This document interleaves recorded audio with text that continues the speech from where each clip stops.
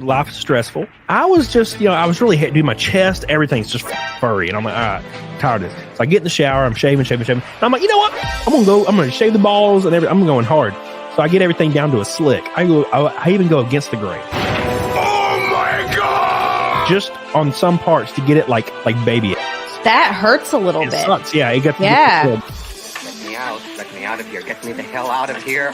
This girl, I used to hook up with her. Well, anyways, we kind of fell out of touch. She's a little weird anyway. And I had these two girls lined up. The both girls canceled on me. So she shows up and she has gained like 80 pounds. She gets up and you're like, here, put the Spider-Man mask on. I've always had a real kink for this. I love Spider-Man. Yeah, you take it, Spider-Man. See, and they already do it to me right now in the chat. I see it. Where is it at? Look, it's in Enrico. It says, you like swamp. No, that's not what I'm saying, you motherfucker. I'm saying a little. I would be in Vegas right now getting shot on by like 9 dudes. Here's like, for like $2,000, bro. Let's go. Let's do it. You gonna on me? What the fuck is going on? I'd be going crazy. I'd have an OnlyFans because your boy wants a Ferrari. I don't know how I get it.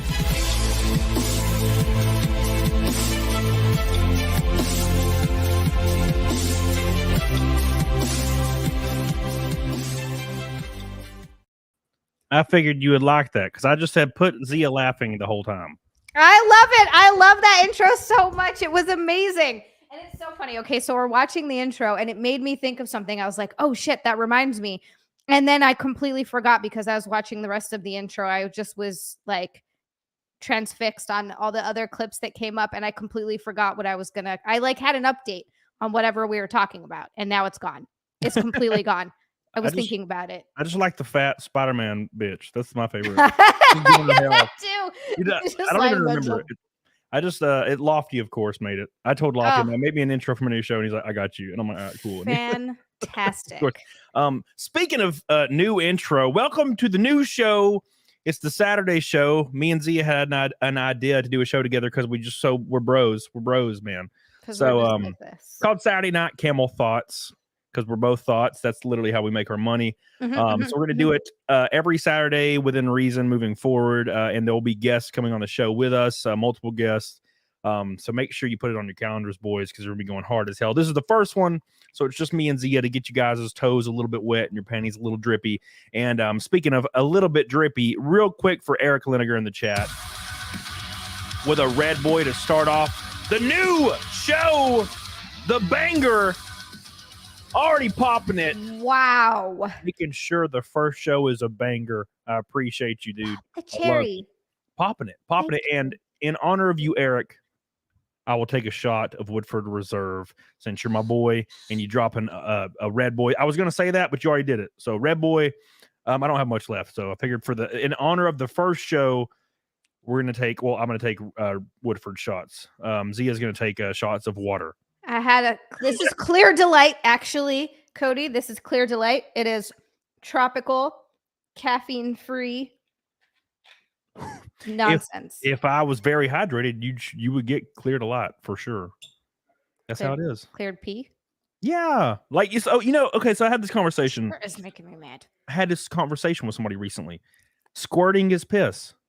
Okay, we were talking about this last time we were on, and I feel like, because of course we were, and how do we immediately start talking about squirting again? We're like, all right, we've got these stories, we're going to talk about this, this, and this, and every single time we get together, we end up talking about squirting or something like that again. But some people are saying it's pee sometimes, but it's not pee sometimes, but more often than not, it is pee, and I don't know, well, right? It's bladder fluid.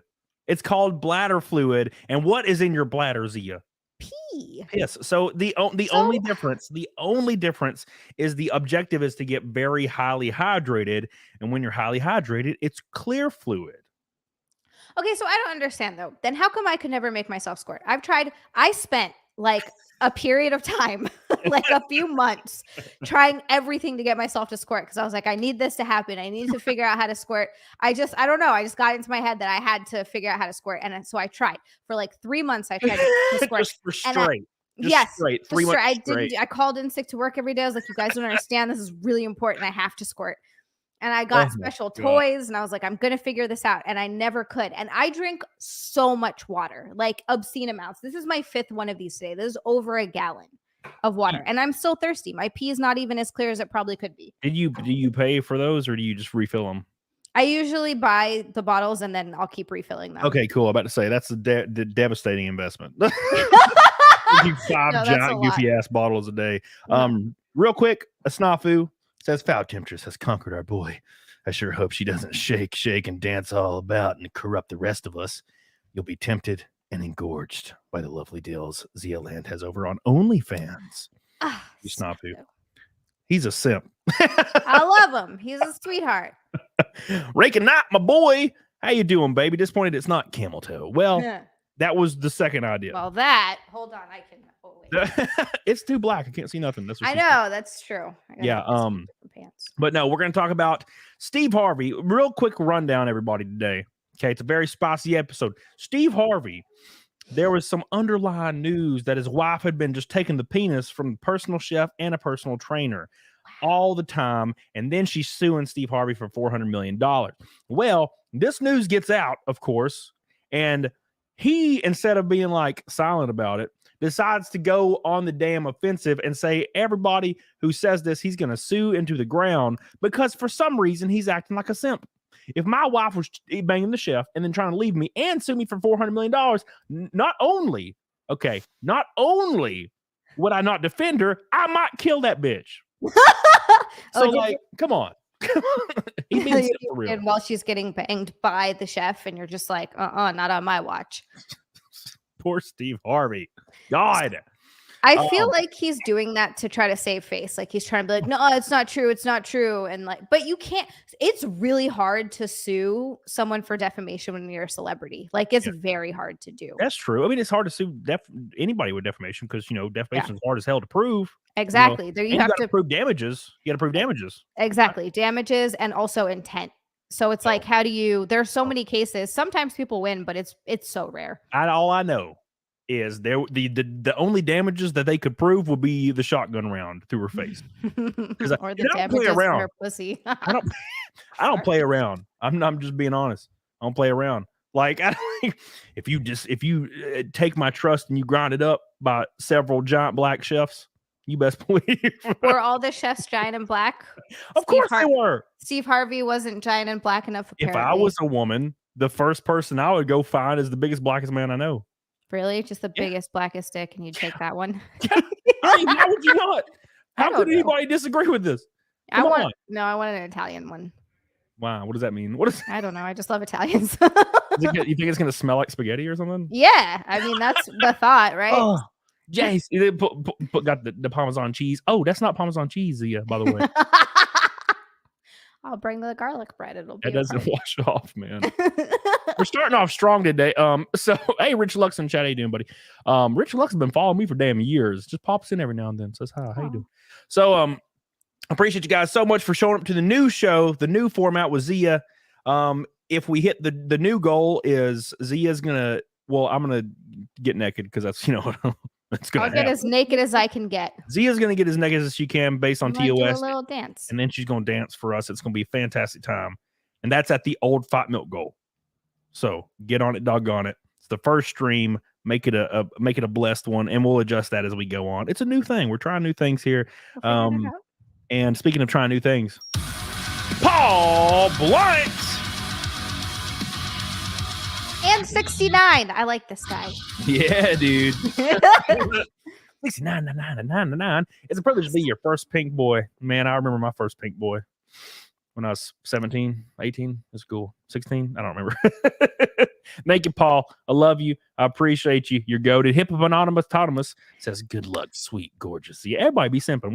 Where's my good luck? Where's the good luck, sweet, gorgeous Cammy?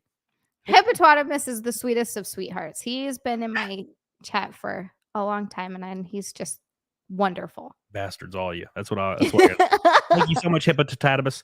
The big street bike guy says, I'd buy a white for a Bronco if I was Steve Harvey. Oh my God, dude. Thank you, street bike guy. And thank you, all the locals. I see you guys, locals. Will the show switch off channels? I don't know. Somebody mentioned that on Twitter and I was thinking about it.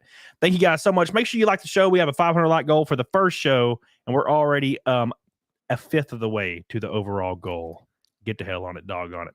So, Okay. I want to pull up this thing about Steve Harvey real quick so we can shit on him a little bit. Now, look, I do have to say I love Steve Harvey. I think he's funny, and he's very silly, and he is just looks like a clay sculpture. I don't know why he looks like he's made out of clay. I love him. His wife's pretty hot too. His wife is hot. His mouth scares me. He looks like he's ready to eat you with those teeth. Yeah, but I do like him. He's funny. Yeah, he looks like it. But if I saw him at the foot of my bed at 4 a.m., I might shit my pants. Yeah, he's kind of scary. He's spooky. Have you seen the animation Meat Canyon made about him? No. Dude, we're pulling that up in a second. It says Steve Harvey is allegedly fed up with the rogue staff and internet trolls on social media who dragged his name through the mud and claimed his marriage was headed for divorce over a cheating scandal. Like, look, his name's not being dragged through the mud. Okay. His name's not. His wife's name is. And he should jump on board and drag her name through the mud as well. And maybe her face as well. I don't know. Something. Drag something through the mud. Maybe kill it. Steve reached the time of his life and career where he'd love nothing more to take a step back. He's a super hands-on workaholic who knows how to micromanage, but swears it's not by choice. And usually I feel like it's not. The trouble is when he takes his foot off the brakes and all hell breaks loose. And the social media debacle is a prime example. Man.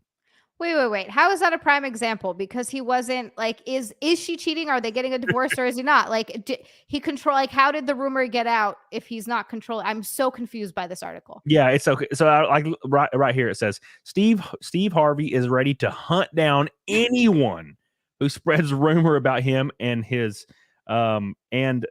family and send them packing. What does that mean? So it's like someone who works for him started this rumor or said something, or like maybe it's true and they spilled the beans and he's fucking pissed because he wanted it to be a quiet thing. Yeah. Or maybe he's cool with her banging other people and he's fucking pissed that anyone found out about it. Maybe they have an open thing where she fucks people and he fucks people. I assume that's every celebrity relationship, because if you're that rich and you have people throwing themselves at you, like if you're a sports wife, you have to be okay with the dude banging girls while he's out there on the road, because of course he's going to. Yeah, and I'll actually speak to that in a second of why I feel like that's justified. My husband and I don't usually stop to address all the foolishness and lies that has been spread about us. However, to whom much is given, much is required. I understand that with my platform comes some sort of responsibility to those that may not be as strong as we are. I don't know what platform she means to talk about. Maybe she's a famous person that I have not realized that was famous yet. I don't know either. But like what you were saying, let me hit this Neanderthal pink boy real quick. It's coming, son. We're a quarter of the way already to the goal. Wow. Jiggity damn. Thank you so much, Neanderthal. You're goated. I appreciate you, my friend. I'm going to take this shot real quick for Eric Lineker's Red Boy. We're taking the shot right now. Get on it, dog on it. Oh, Woodford. I don't usually take shots of Woodford. Have I ever seen you drunk before? I've gotten drunk texts from you, but I don't know if I've ever actually seen you drunk before. Oh my God. Yeah, those ones that are like, sit on my face, please. Yeah, those are drunk texts. Yeah, those ones. I mean, please, wait, what? Please, God. Oh, anyways. You don't just understand. Text me pictures of you watching Miyazaki movies. I did do that. That was my movie. You did do that. I have a movie theater downstairs in my mother-in-law suite. And I was watching Spirited Away. Is that what I was watching? Yeah. I was kind of drunk. Thank you, Neanderthal. I love you. Eric Lineker, Paul Blunt, all the boys, and thank you for becoming a member. If you're not a member, hey, real quick, I forgot to announce this. My locals people are gonna be pissed. I have a link right here, and this link, apparently I don't have the link. Yeah, here's it is. It will allow you to get $10 off my whole year's membership of Locals. Custom screams, all the screams you could ever want. All my racing footage is uploaded directly to Locals. I post my nude pics on Locals as well. There you go. It's right there. Gives you $10 off. Get on it. We have a chat right now. It's an exclusive only Locals chat with supporters. Give them some love. So thank you. So you said you need to be okay with dude banging bitches. And look, That's why I love you, Zia. Like unconditional. Like, Look, I'm not saying I would be interested in being in that situation. I'm just saying that when you marry that guy, there has to be that expectation. Like if you think he's going to go out on the road as a multimillionaire, and the same goes for sometimes these actresses and these actors and actresses who get married. I feel like I'm not saying that all of them have an understanding, but I think sometimes they do because they have so many options. And it's this sort of thing of like, all right, so we're together, but if you sleep with someone else and you sleep with someone else, there's kind of a don't ask, don't tell, or sort of an understanding there. And I think for sports guys in particular, though, like the women have to know that going in. Yeah. That you're not expecting a faithful guy because he's out there, he's on the road, he's playing sports all the time. Hot women are throwing themselves at him constantly. They have all this money, so much opportunity. I feel like that just comes with it. That's just part of the deal. And you got to kind of be cool with that. But okay, so here's an alternative reality for you.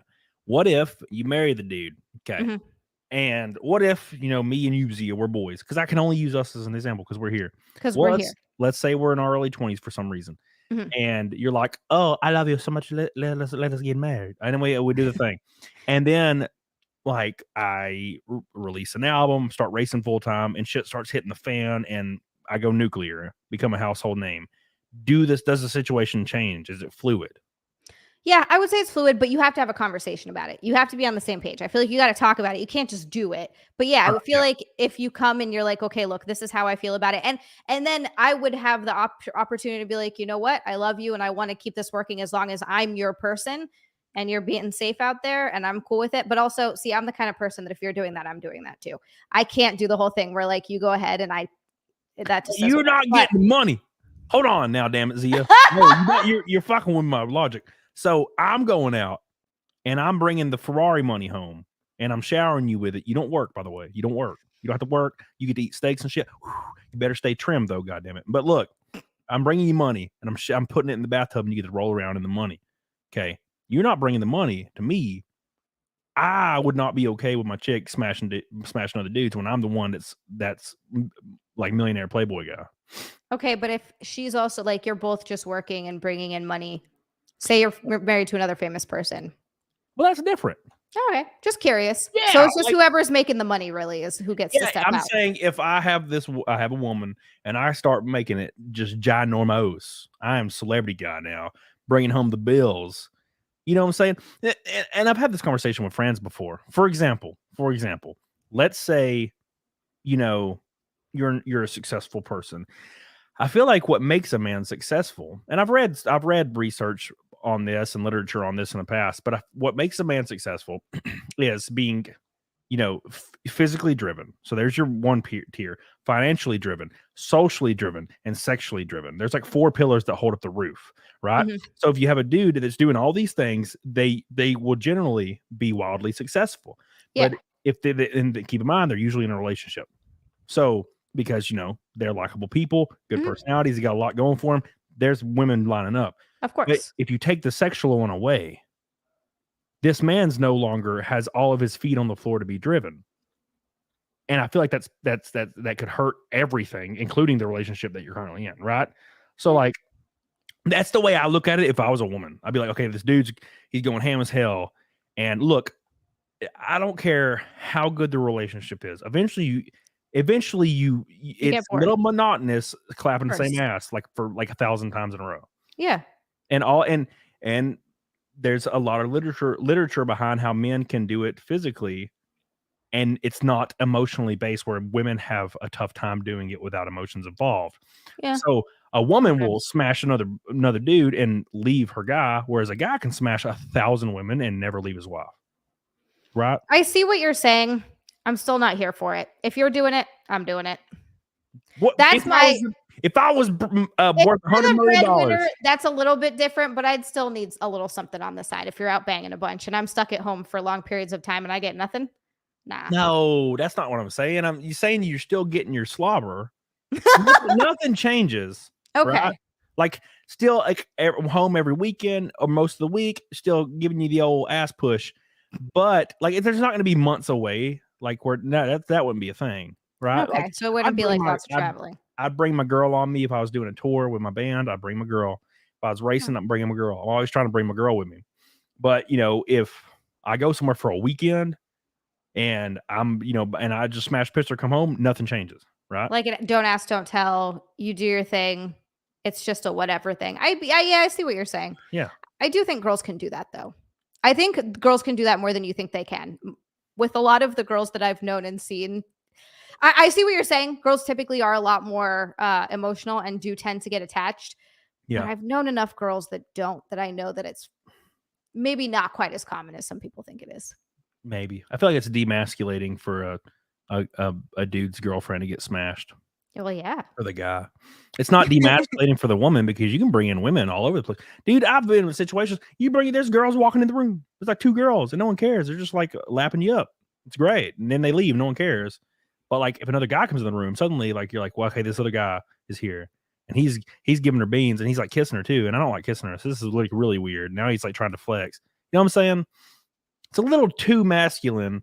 And you don't want a masculine figure replacing your masculine figure. Dude, that's not a part of femininity. If it was a gay guy, why would a gay guy be there? I don't know. The gay guy's trying to smash you? Is that what you're saying? Yeah, maybe he's there for you. Maybe not. I don't know. I've never thought about that situation. I feel like that'd be fine. I don't think he'd be interested.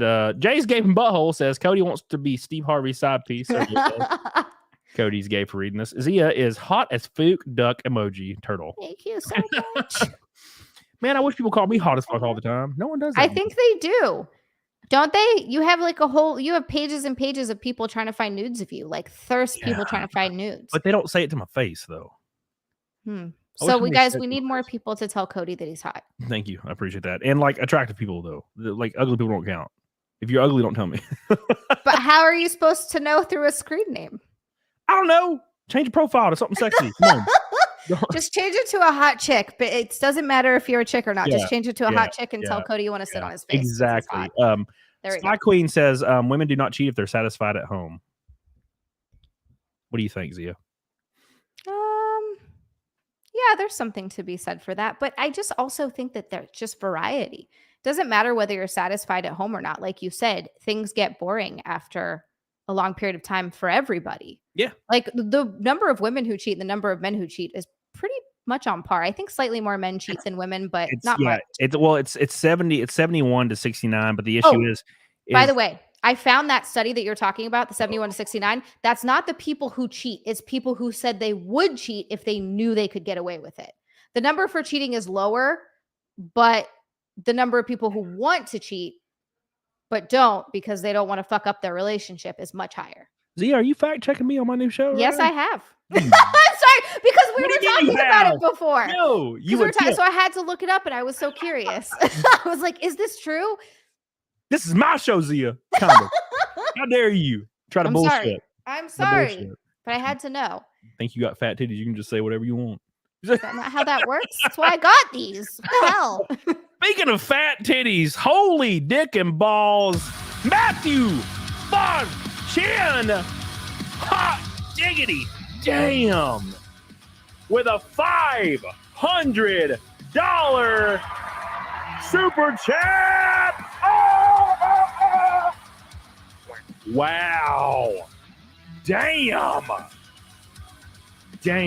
Wow. Holy shit. I can't get over this. I'm like stunned I'm in stunned silence there for a holy fuck. So there's your goal. I think completely different than both of you because I believe in sanctity of marriage and the sanctity of being in a relationship with one person, but I love to hear other people's opinions and hear your guys' opinions. And that's why I'm here listening to you guys.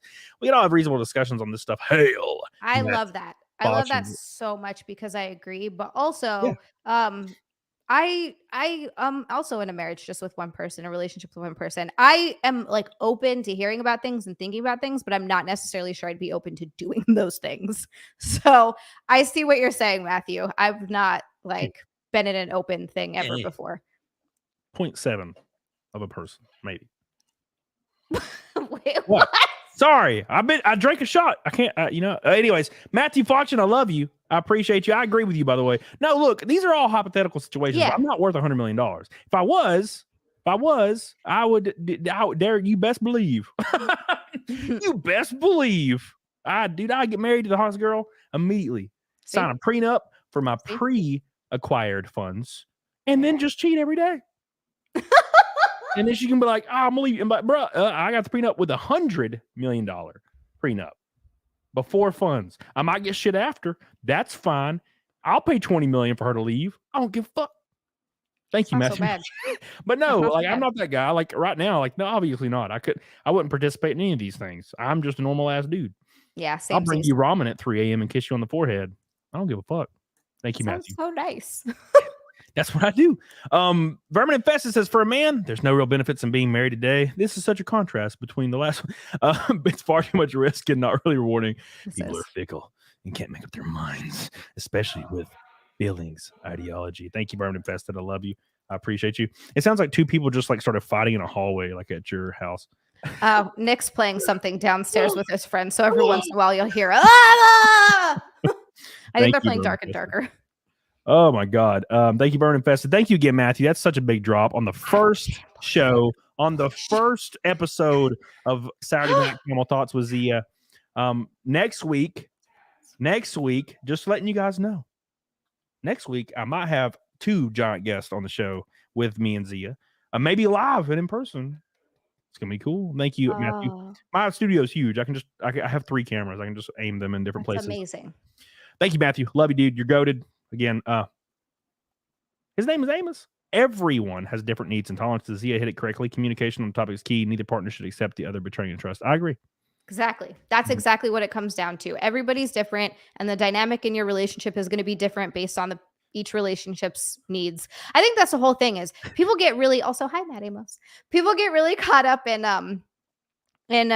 thinking that everybody needs to be like, oh, well, monogamy is how everything should be. Or no, I think we should all be in open relationships. I think you just got to find what works for you. It's different for everybody. 100%. And I don't know. I think I see it very selfishly. It depends on the situation. Like I know how I think, but I shouldn't apply it across the board, but I can't help it. Like I 100% could dump a load in a girl every day and still be married to a person that I adore. It would not change anything for me. Like, but I understand that there's guys that are not like that, and there's women that are not like that. So I can only like that. I'm like, yeah, I can do that. Fuck it. I'll just drop a load. I don't give a fuck. It's easy for me. Like I don't conflate the two things. Thank you, Matt Amo. Jay's gave him butthole. Says I'm sexy. I'll hug you next month. Sorry, love you. Thank you, Jay. I appreciate that. Appreciate you, Jay. We are only, by the way, 300 even from the overall goal of the first stream already in super chats. I can't get over that 500. That's crazy. We went pretty fast, pretty far there. Wow. Thank you. Billy Hatcher said my sister broke up with her boyfriend and he was cheating on her the past month before she broke up with him. That sucks. Damn, Billy Hatcher. That sucks. This is the way. Yeah. Man, it's hard to say. It's hard to say, man. I don't know. I'd shoot somebody. I can't do it. Can't. I wouldn't shoot somebody, but I'd be fucking. It's a devastating thing, man. I'll go to jail, man. I will go to jail in a heartbeat to kill it. I kill it. Maybe become Lorena Bobbitt. Well, that name is so familiar. Who's that? Wait, you don't remember the Lorena Bobbitt thing? Well, if you okay, this happened a long time ago, but people talked about it for so long. I remember it. It was huge news for freaking ever. Lorena Bobbitt found out that her husband was cheating on her, so she cut his dick off. Yeah, that's who she is. Yeah, I remember now. Yep. Okay, cool. And then he got his dick sewed back on, I think, and did porn. It worked out. Yeah, I feel like he won. Yeah. It all worked all right. Yeah. So, anyways, thank you guys for being a part of the first show. We got a lot of time left. We're talking about Steve Harvey and his wife cheating on him, and then other random shit that pops into our brains. And we're closing in on that goal to strip down and dance for the boys in the blue. I appreciate you guys so much. But speaking of those boys, we're also talking about old Ashton Kutcher today. So if you guys aren't following Ashton Kutcher and Mila Kunis, which I have to say, and I'll never, no one has ever agreed with me on this. I think Mila Kunis is atrocious looking. Really? I think she looks like a little goblin. And I've said this, dude, I have said this since I was a kid when she was on that 70 show or whatever. That 70 show. Yeah. And dude, all my friends were like, dude, she's so hot. And I'm like, she looks like a little goblin. Interesting. But anyways, her and old Ashton Kutcher released a video today. Now, this video, I need to give some context to this.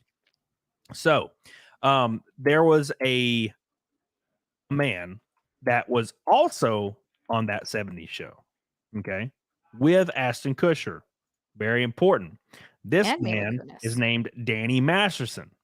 Danny Masterson was recently convicted of graping 2 women, okay? Now, there's a lot that goes into this, Scientology, all that good fun stuff, but at any rate, he was convicted and I think sent to prison for 30 years, right? So, Ashton Kutcher and Mila Kunis, they released an apology video about this situation. But why are they apologizing? Very important. Why would they apologize? Well, it turns out they were sending letters to the judge, pressuring and pleading to make things lighter for their friend Danny, who had raped some people. And then now there's all kinds of footage coming out about Ashton Kutcher simping over like 14-year-old girls, which is really creepy. So that sucks. I've always kind of liked Ashton Kutcher a little bit. Goofy. He's kind of charming in a goofy way. Except for that one show he did, Punked. You didn't love that? I like the show, but God, I just wanted to slap him so much in that show. Got punked. I'm just like, kill him, punch him with his stupid hat. Oh, Reckon Knight says, Camelot, I think you're sexy and you got some great pecs. Thank you so much, Reckon Knight. I love you, dude. I also think that about you. I told you in person recently. Let's pull up this video of Ashton Kutcher and Mila Kunis, and we're gonna watch this. And I want you guys to see these fools. How dare you? Now, look, people in the chat are bringing this up as well. It's Hollywood, man. Like, this is what they do. I mean, and it's not changed. Millie Bobby Brown, that's her name, right? She was in Stranger Things. Mm-hmm. Completely unrelated, but it gives you some context for what we should expect out of Hollywood. She was doing like full like magazine spreads in like almost pasties when she was like 13. Okay? Oh God. So like, I mean, we should expect this. There's movies that have tons of actresses that are 13 and nude like throughout the 70s, 80s, 90s, Lolita, things like that. So I mean, it's a Hollywood thing, man. I mean, look, they still give they gave Roman Polanski a standing ovation when he won an Oscar for The Pianist in like 2008 or 3 or whatever. I can't remember the date, but he won an Oscar. Of course, he couldn't be there because he was convicted for raping a 12, 14, and 15-year-old in like 1978. So he's not in America. He's in Poland because he can't come here because he'll be thrown in jail. But of course, they gave him a standing ovation for winning an Oscar. That is Hollywood in a nutshell. So, and Hollywood has the audacity to tell us to be better. That's the shit that pisses me off. Yeah. They get on their fucking high horse and they're like, oh, you people are transphobic. And they have the audacity to sit there and tell us that we need to be better and do better. It's like, how about you take a look at yourselves, you fucking creeps? Yeah, they will like sit there in their mansions and like during COVID and be like, imagine no possessions, like right beside their Ferrari. And I'm like, yeah, imagine no 12-year-olds. Yeah. How about that? Can you imagine that? They're like, no, please don't take away the children. We love to rape them. All right, let's play this stupid video. I like that they have an accent. That's what they sound like. Yeah. That's what celebrities sound like. Oh, please do not take the children away. We love to rape them. We are aware of the pain that has been caused by the character letters that we wrote on behalf of Danny Masterson. Also, can you pause this just like for 1 second? I'm sorry. We just started it and I feel like I haven't even 10 seconds in. The looks on their faces, these phony ass actor look of contrition that they have on their faces right now is so fucking insulting. Look at her. God, she's a goblin. She's a goblin, bro. Look at her goblin. Looks a little bit like my sister. Goblin as hell. Look at her. Oh, whatever. We have done this historically through our work and will continue to do so in the future. A couple months ago, Danny's family reached out to us. I love how it's like so scripted. It's like they can't do anything without a script in front of them because like a good example of this is Brie Larson. She tried starting a YouTube channel when COVID hit. And it was like, she's like, I don't know what I'm doing. I don't even know how to work these cameras. And it's like all professional looking. And she's just lying and like reading a script. And it was so awkward. It was weird because it took her like a while to get like a couple 100,000 subs. And she's like an A-list celebrity and couldn't even be following. Like, you think it would be like 1 million, but sometimes I feel like this about some celebrities, obviously not all of them, but you'll watch interviews with them sometimes. And it almost seems like if they're not acting, they don't know how to be a person. Yeah. Like they don't know who they themselves are. Yeah, Again, exactly. Not all of them, but let's be fair, they don't really have personalities. Like, except for Chris Pratt, he's great. And they asked us to write character letters to represent the person that we knew for 25 years. All right, hold on. To So in the future. Hold on. a couple months ago, Danny's family reached out to us and they asked us to write. Okay, so it's not their fault. They're saying it's not us. Danny's family told us to do this, and we, for some reason, completely did it without any question. They're like, yeah, we knew this guy for 25 years. He wouldn't grape anyone. I mean, I know he did, but he wouldn't. He definitely wouldn't. Write character letters to represent the person that we knew for 25 years so that the judge could take that into full consideration relative to the sentencing. The letters were not written to question the legitimacy of the judicial system. A little quick of a segue here. Mila Kunis, there's a reason why she's not in a lot of stuff, and it's because she's a terrible actress, and you can see it right here. It's so jarring when she reads. She sounds like she's reading a cue card. Like, it's so rough. Man. Or the validity of the jury's ruling. They were intended for the judge to read and not to undermine the testimony of the victims or re-traumatize them in any way. We would never want to do that. And we're sorry if that has taken place. Our heart goes out to every single person who's ever been a victim of sexual assault, sexual abuse, or rape. She's not even looking at the camera. She's like looking up We away are from aware of. Yeah. It's funny because what I always say in these situations is apologizing just makes you look more pathetic. I mean, you already did the thing. You did the thing. Now just take your lumps and move on. But they're like, we have to sit in front of a camera and awkwardly sigh and be like, we did a thing and we're sorry we did the thing. It's like, bro, you're sorry because you got caught doing a thing. Exactly. Of course. You never would have said anything. If you didn't get caught, you think they'd come out and make a video and be like, so we did this thing. We've been feeling really bad about it. No, they would never say anything. No. And Boosh says this is their best take. I wonder how many times they filmed it. Yeah, it was awful. Yeah. It's atrocious as hell. Fidelio says, imagine if he won the case, then nobody would be apologizing. No, Fidelio, you're 100% right, Fidelio. If he would have won the case, this shit would have never come to light. They'd be like, woo, let's grape some more. That's what they'd have done, because that's what you do in Hollywood, man. You give it the good old fashioned grape. And honestly, man, with the exception of like Jack Black and Chris Pratt, it's hard to even like my heroes, like people that like Jack Black, I'm terrified to like meet this man. And like, you know what I'm saying? Like, I'm terrified that something's going to come out and he's going to be like, oh, he's also a dickbag. Everybody's a dickbag.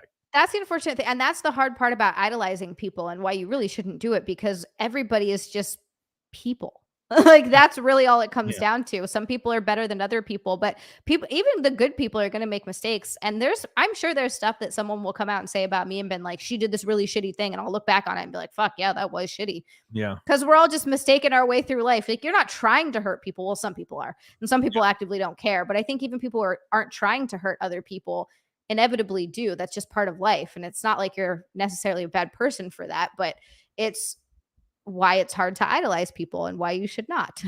Yeah. Drew says, this reminds me, he says they're in normal people clothes, so believe them. Yeah. Remember when Mark Ruffalo went down to the SAG strike and was wearing like some sweats and a shirt that had holes in it, and I'm like, what is this? Are you supposed to look homeless or something?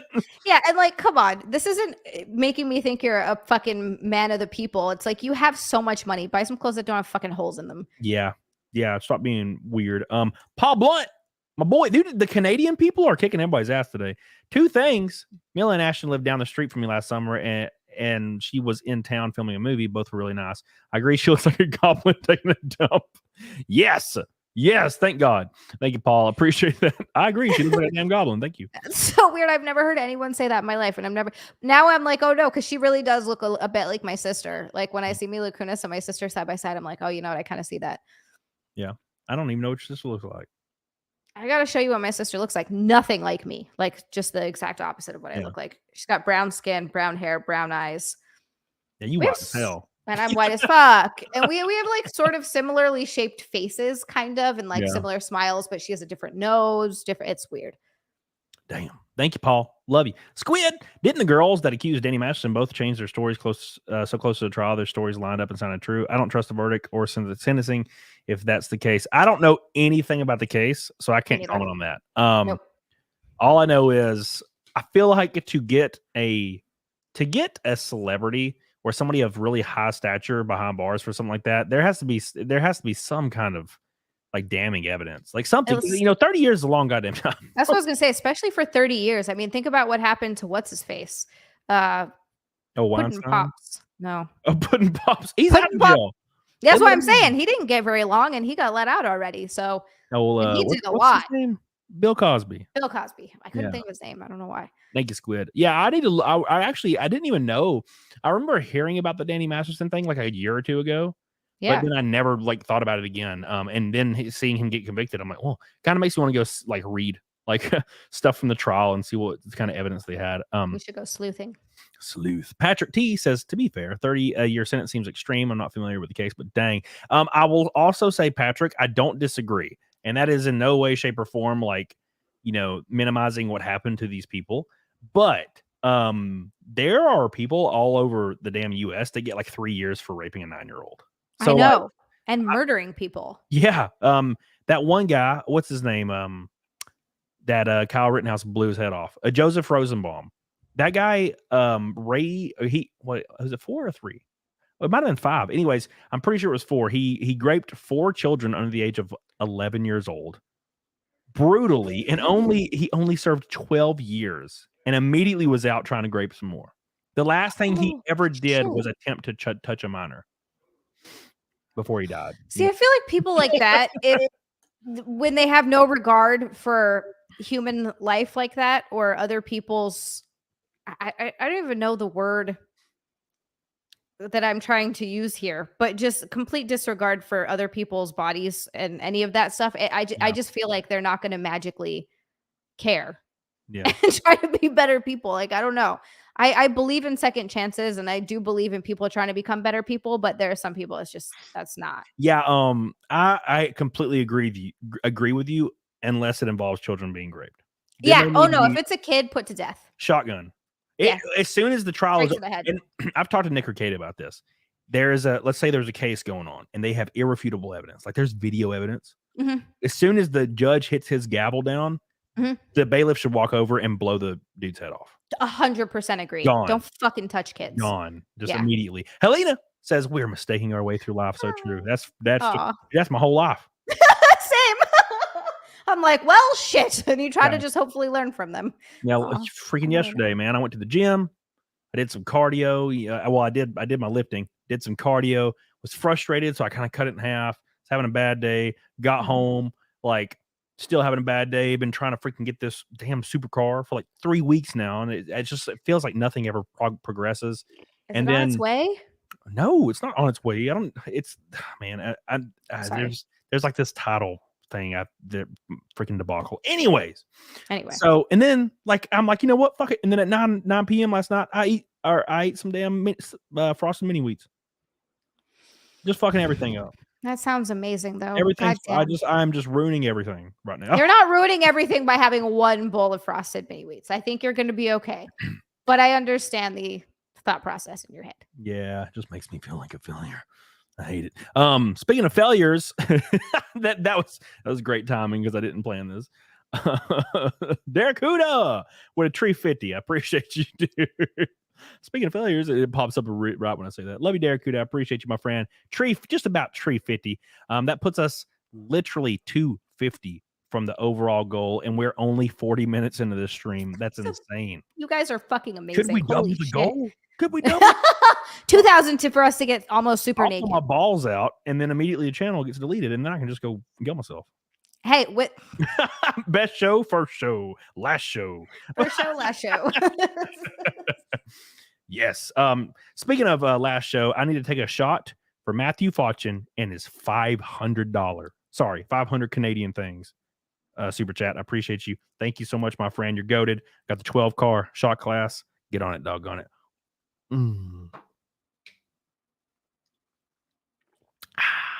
Woodford. It's not like it's about as easy to shoot as Jack, but when it's mixed with stuff, it's way better. But it's straight, it's still just really whiskey-y.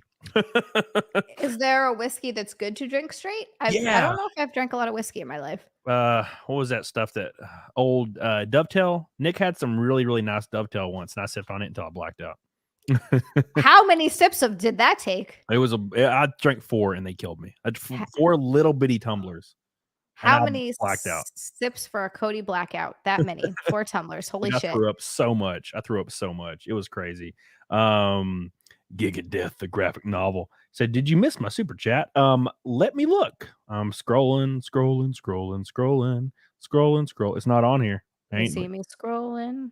Gig of Death, the graphic novel, says, Camelot, did you miss my super chat? I did not, because it's not there. But I just looked on the whole list and it ain't there. But I see this one and I appreciate you, Gig of Death. I love you. Thank you so much, my friend. Your penis, very solid. Thank you. Barrel Dovetail. Thank you, Eric. Appreciate that. Barrel Dovetail. Very, very tasty indeed. But that being said, it is. I had this conversation with somebody in chat on some show I was watching, and people were saying, like, would you stand by your friend if they accuse somebody of something? And I was like, yeah, 100%, of course. And I think I actually used you as an example because it was just off the cuff. But they were like, I would never trust my friend if they made allegations. I would not side with them. And I'm like, I would stand by. If I have a friend, friendships are like important to me. If I have a friend, if Zia, for example, was like, text me and was like, holy shit, this dude, I'm at this thing and this dude just like raped me. And I would 100% stand by. I'd be like, yeah, I got you. You tweet this, I'm fucking tweet. Let's go. Let's fucking kill this guy. Like, I would do that. And then if it was proven wrong later that she made some shit up for some reason, I'd be like, look, I was standing behind my friend. Like, I didn't expect it to be a lie, and it is. So I apologize for standing behind her, but like, I'm gonna stand behind my friends always. So, and they had people in the chat were yelling at me. I was like, what the fuck? No, I'm gonna stand by my friends, man. I think that's a pretty good philosophy to have. Like, you hope they're not lying, but if they are, you're like, oh, I was just standing behind my friend. But also, I feel like you hope that the friends that you have wouldn't lie. Yes, So it's like yes. having that belief in your friends. Yes. Like, I do the same because I feel like I know all of my friends well enough to, I don't think that they would lie. So of course I would believe them and I would want to stand by them. Yeah. And what's most important is, like, if it's obvious, you know, if it's obvious that they're lying, that's different. You know what I'm saying? If it's like super obvious, completely different. But if you don't know, like, if it's just their word against somebody else's, I would stand behind my friend. This is what I would do. That's, you know, unless they kind of suck, unless it's a friend I don't really care for, you know. So it's like a frenemy or like an acquaintance. Yeah. Then I might be like, I don't know. You know, I've seen some shit go down. Matt Amos says the Belvini 12-year double wood is quite good just to drink. Ooh. Well, how much is it though? Nick bought some stuff to Vegas that was hundreds and hundreds of dollars, and it was delicious. Thank you, Matt Amos. I appreciate you. We're closing in on that goal. We're so damn close. It's crazy. 220 away. Love you. So if you guys didn't know, Chris Chan, our beautiful Chris Chan, was let out of prison finally.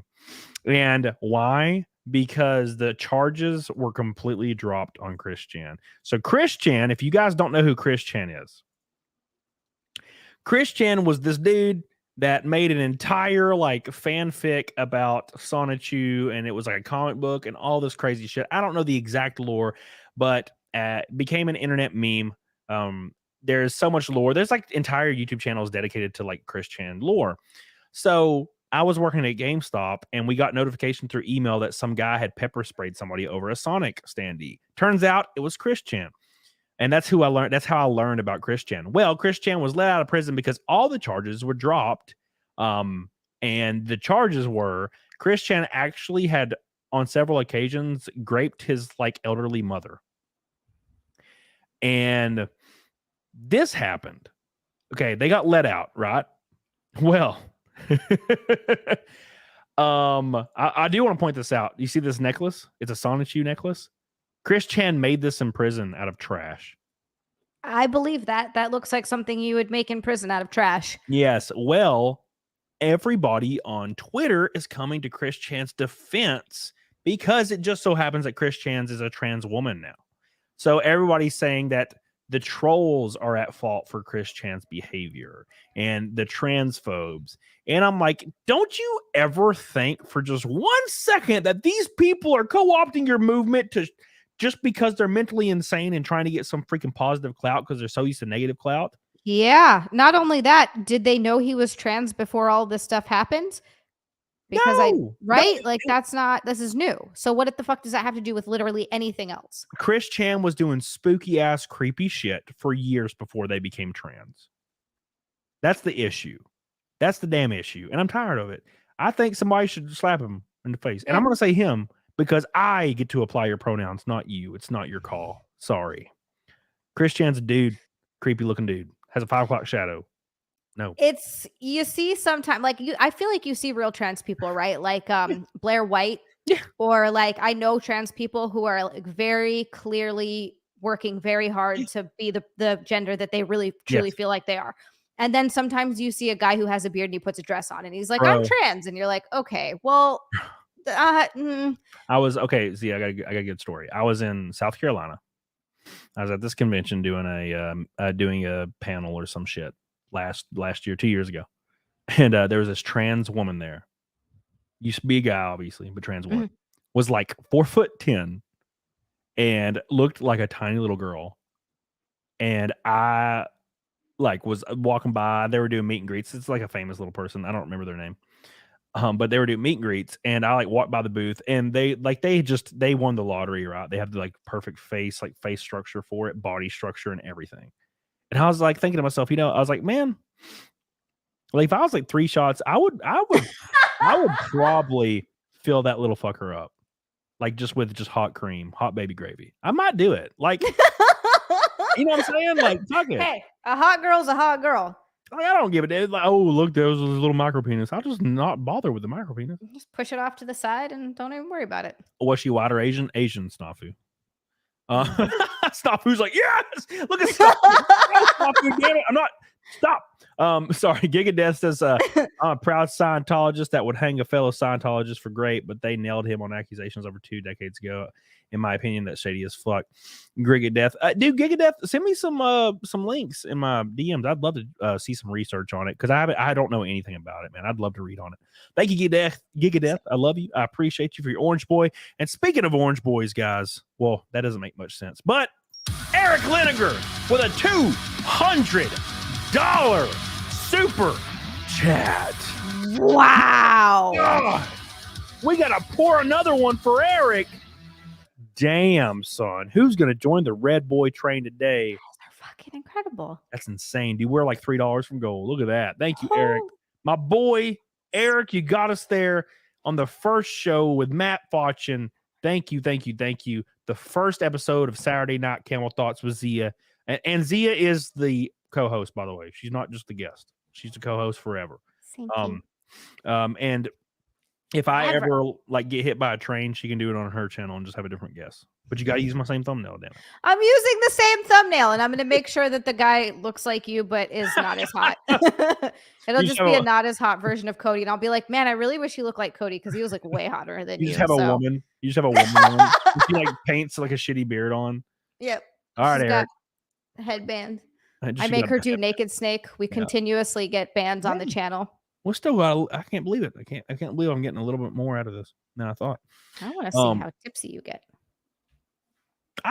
Now look, I got blackout drunk in Houston, and I was hanging out with these 3 girls, and we were walking back from some place, and I don't remember any of this, by the way. I don't remember nothing. I remember being at the bar, and my mind was like blacking out, and I talked to all these girls the next day, and I was like, bro, I blacked out. And they were like, what? And I was like, yeah. I was like, I don't remember nothing. And they're like, you were so normal. You didn't even seem drunk. And I'm like, what?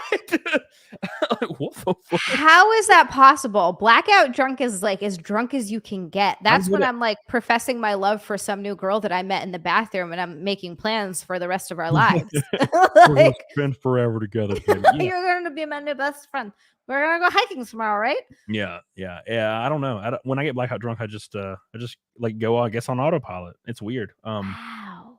I don't remember anything, but they were like, yeah, you weren't even walking weird. You just walked back to your room and asked if everybody was all right and if they needed anything before you went upstairs. And I'm like, hey, I don't remember any of that. You're still a great host, even when you're blackout drunk. You're like, do my guests have everything? Yeah, my assholiness slips a little bit when I get drunk. Like I'm like a fun asshole. Like kind of like on purpose, like friendly asshole. And then when Your I drink, I sweet start getting nature like comes weirdly out. sentimental. Yes, that's when I get like jokes aside, I feel like that's when I get the nicest messages from you. It's always like you say something really nice, and I'm like, oh, that was so thoughtful. I was thinking about your ass cheeks. They look so nice. I wish I could touch them with my flips. That's so thoughtful. In a very intimate way. Thank you, Eric. I appreciate you, my man. I love you. Thank you. You're goated as hell. Eric is goated. I think Eric is almost maxed out. Oh no, he's not. Okay, that's Matt that's maxed out. Thank you guys so much. I appreciate this, making the first show a banger. We have 500 people in here. Make sure you like the show. We're almost to the goal in every damn sense of the word. Appreciate you guys. You guys are goated as hell. Butter Biscuit says, Zia, why must you tease me so close yet so far away? You know what I'm talking about. What did I do? I think it means you're far away from the camera. Oh, also, But she got to show her labias. I'm trying to get maximum cleavage out of this shirt, but it keeps riding up. It's pissing me off. I got this shirt specifically because it's a cleavage shirt and it's all like see-through and shit. And now it's like, it's being a real bitch. Yeah, that's how all my shirts are. You see how this neck thing is floopy? Yeah. Yeah, it's because my chest stretches all my shirts out. Like this completely stretches them. So my first like 5 wears of a shirt, it looks awesome. And then after the 5, it's over. They start getting awful looking. Big booby problems. Yes. Dude, I was benching. I was doing bench press today because I did shitty bench yesterday. I cut it like half. I did like 3 sets and left. Did some cardio. But I went over there and there was this tiny little Asian dude benching, and he was benching like 5 pounds on each side. And I was benching 325 and a 10, which is like 385, I think. And I was doing it for reps. I was like, ooh, ooh, ooh. And this Asian dude was like, oh my God. And he was like, he's like, how did you get to that point? How long did it take? And I was like, it took 8 years and tons of steroids, man. And he I was love like, that you're honest with him. He was like, oh wow. And I was like, yeah, it takes a lot. Well, not like not legit steroids. That's coming though. But yeah. Are you really gonna do legit steroids? Oh yeah. Doesn't it make your balls smaller? Are you ready to lose? Why do balls? I need balls, Zia? What do I need those for? I don't know. Don't they house all the semen? Don't they house all your baby gravy? Why do I need semen? I don't know. Because what do I need semen for? Spraying it on girls' faces. I can't possibly take steroids because it might lower my load amount. But no, I don't give a damn. All right, okay. I'll spring them. I'll just give them some spring water. God, you're gonna be huge. Yeah, no, I don't know. I might do that when I'm 36, 37. Charles G says, Zia, do you call your sister ugly by calling her the opposite of you? No. No. Damn. Wow. No, that is, first of all, I don't look at myself like that because I'm fucking insane in the head. So second of all, it's just true. She just doesn't look like me. We don't look anything alike, but my sister's beautiful. She's in prison. She is in prison. She's in prison. Too much meth. Twisted Life says, not sure how to follow up the 200, but here's a bit since I showed your editor some love the other night. Keep being awesome. Heading out for some Vegas bombs and hopefully not. Dude, have fun. Yeah, dude, Twisted Life. Be careful, baby. Oh, by the way, guys, real quick, Nashville, the 16th, next Saturday, I will be live on stage in Nashville with Dick Masterson, Nick Ricada. Go to Nick's Locals. The Eventbrite page is up. Sonia probably has the link for it as well for the Eventbrite page. She'll post it. You can get tickets now. It's going to be a banger. It's going to be a banger. Go. Thank you. Thank you, Twist Life. Giga Death says, dude, no joking. Are you related to Elvis? You look related. So here's my Elvis story for everybody. And it is pretty weird. Like, the Elvis thing's weird. So my grandmother, her name was Shelby. She passed away in 2019. She swore up and down because my mom didn't know her like biological father or whatever, but she swore up and down that she hooked up with Elvis in 1966, and she was like 30 at the time. My grandma Shelby was really hot, by the way, and when she was 30. But she claims she hooked up with Elvis in 1966, and Elvis was my mom's father. And so Elvis would be your grandfather. Would be my grandfather. Okay. And my mom looks identical to Elvis. It's the weirdest fucking thing in the world. I can show you a picture of my mom, and I'll show you a picture of my mom actually. Here, show me a picture of your mom, and I just sent you 2 pictures of my sister. Thank you, Giga. Thank you, Giga. By the way, the stretch goal is $4.80 away on Super Chats, and that's when I am going to do Fight Milk. If we hit Fight Milk, I wasn't planning on doing it on this show at all, but that would be, I guess, the goal. I guess I have to set a stretch goal since we hit the goal so fast. Let me pull up a picture of my mom real quick, and you'll see what she looked like. My grandfather was Hitler, man. Oh God, I am. All right, real quick. You have the mustache. It just grows like that. If you're related to grows Hitler, like, it's perfectly shaved on the sides. It just grows like that. Let me scroll down and find my mom. I see my mom like once every 2 years, man. So I don't have many pictures of her. Does she live close to you? No, she lives about okay. 3 hours away from me. Oh, that's not that far though. I live so far away from my family, thousands of miles. You're like a 3-hour drive. I'm like, I'm an 11-hour plane ride away from my family. That's a good picture of me. I'm just scrolling down. Damn, it's a great picture. So we're just finding good. He just starts showing us hot pictures. God, I was so shredded. What happened? All right, hold on. I'm almost there. Still shredded, you. I'm almost there. I'm finding it. I'm pulling her up. And there's my mom. When she was 18. Hilarious. All right, hold on. There's a picture of my mom that I had from some get together, and she looks just like Elvis in the picture. I hope it's on this. Page. If it's not, it's gonna be hilarious. Like, I had to scroll for no reason this whole time. I might have. Fuck. All right. Well, anyways, I'll pull a picture of her. Who is are your parents white, Zia? My dad is. My mom's not. What is your mom? Hawaiian? Yeah, I'll send you a picture of her too. Oh, Hawaiian. I'll show you a picture of my mama. Hawaiian Zia mom. She's holding me as the baby. By the way, guys, can you do me a favor and subscribe to the channel? I finally hit 222K after crossing it like 19 times and dipping below it. It was like 221, 222 every other day. And I was like, man, I'm about to throw some shit. This is some bullshit.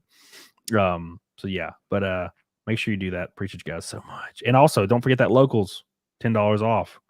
I'll post a link here in a second for you guys. I'm still trying to find this picture of my mom. I've been doing this for so long. I just sent you a picture of my mom on Twitter. Why do you have such easy access to all these pictures? And I'm having on Facebook. Facebook. See, yeah. I had to scroll back like 25 years.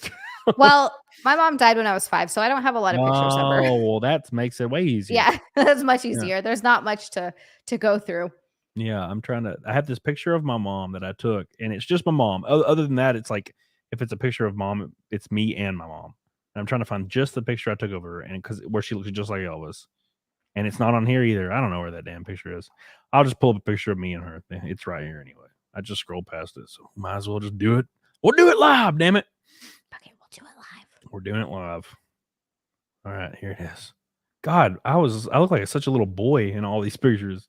I saw a skinny picture of you before, and I was like, "Oh, I look at little Cody." What do you mean? What do you mean a skinny picture? What does that mean? You sent me one of before you started lifting and like getting like just when you were skinny. You said it. You said it, not me. Oh, okay. All right then. But I'm just saying.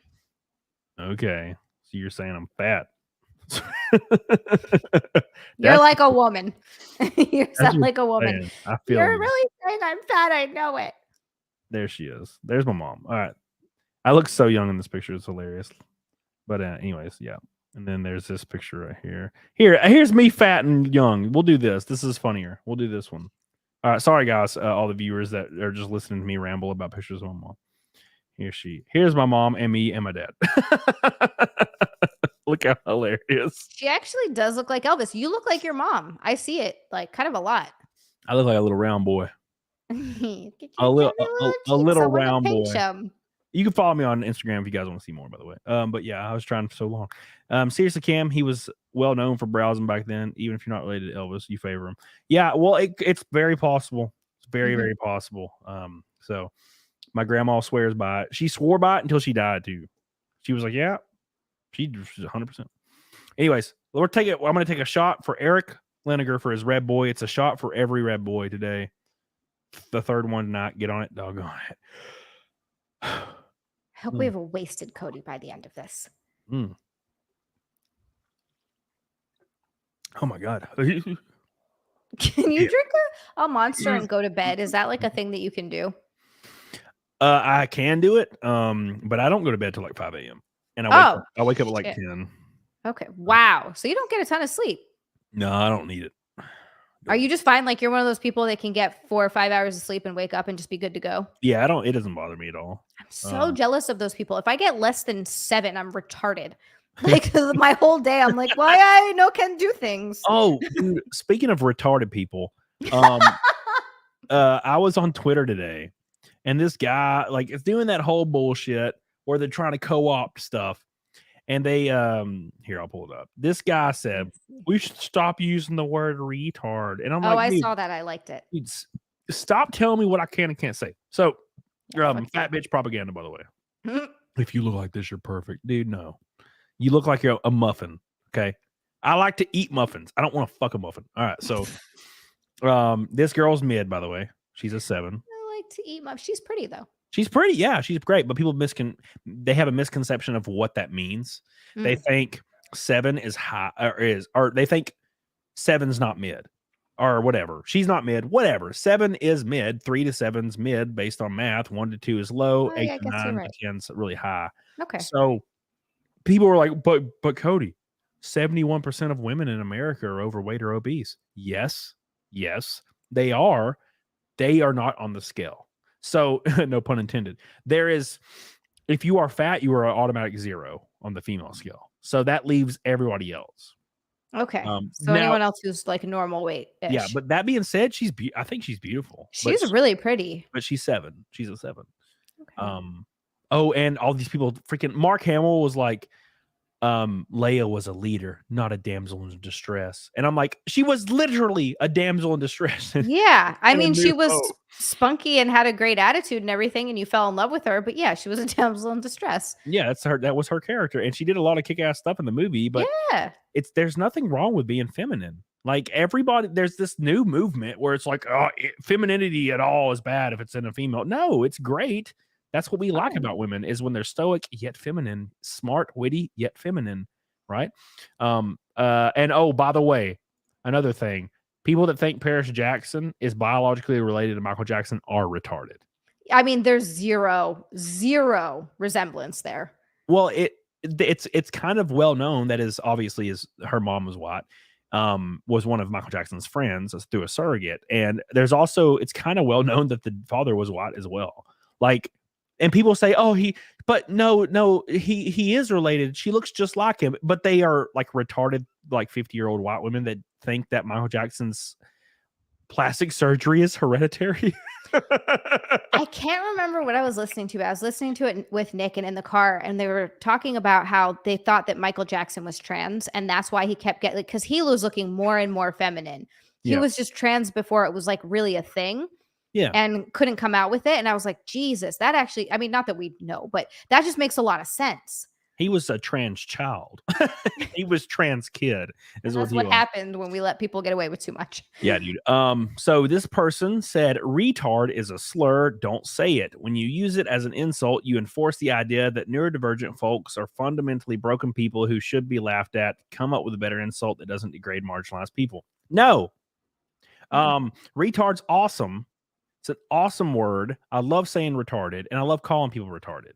And also, no one refers to people as retarded, like actual retarded people as retarded. They refer to them as special needs or like whatever. Damn, Zia. I'm sorry, but you know what I'm saying. I'm just trying to get my point across.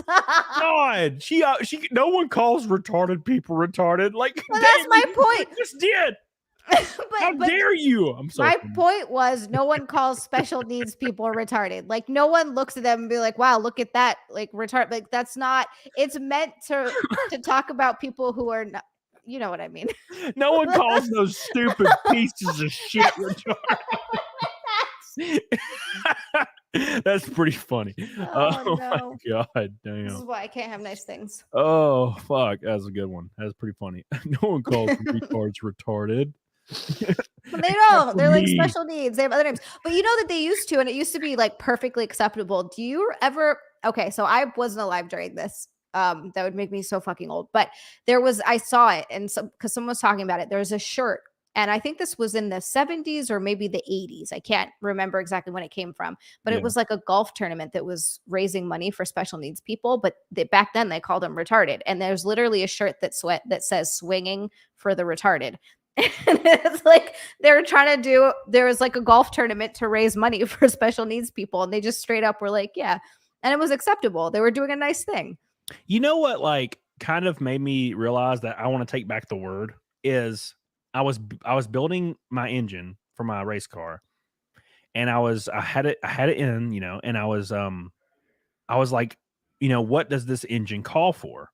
Does it call for like 29, 30 degrees advanced timing on the distributor? Or, and I have to like look around, right? Like in my own garage, I have to look around, or is like, and I'm like, or is it like, do I need to retard it a little bit? Because that's what it's called. It's like retarding the timing on your distributor. Right. And I'm like looking around, and I'm like, you know what? Fuck this. Retarded. I'm saying it. I'm bringing it back. I'm tired of people.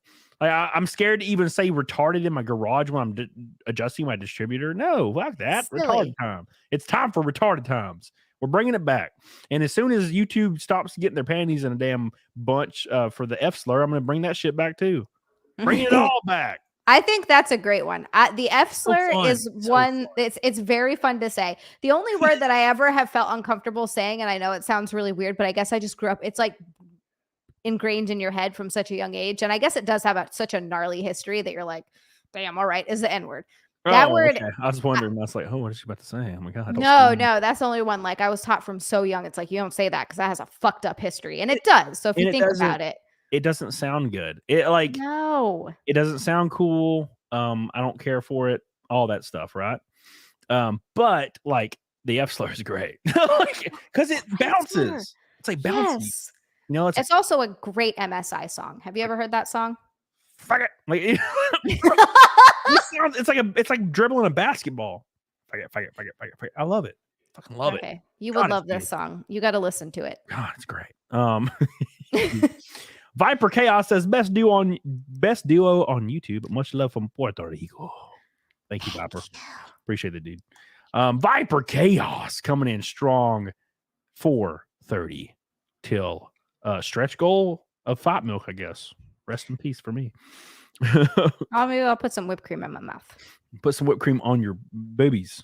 I could do that too. And lick them off. All right. Yeah. Okay. Live. Stretch goal. Stretch goal. Did you stretch goal? That's what she said. No, did you see in the thumbnail you're holding 5 mil?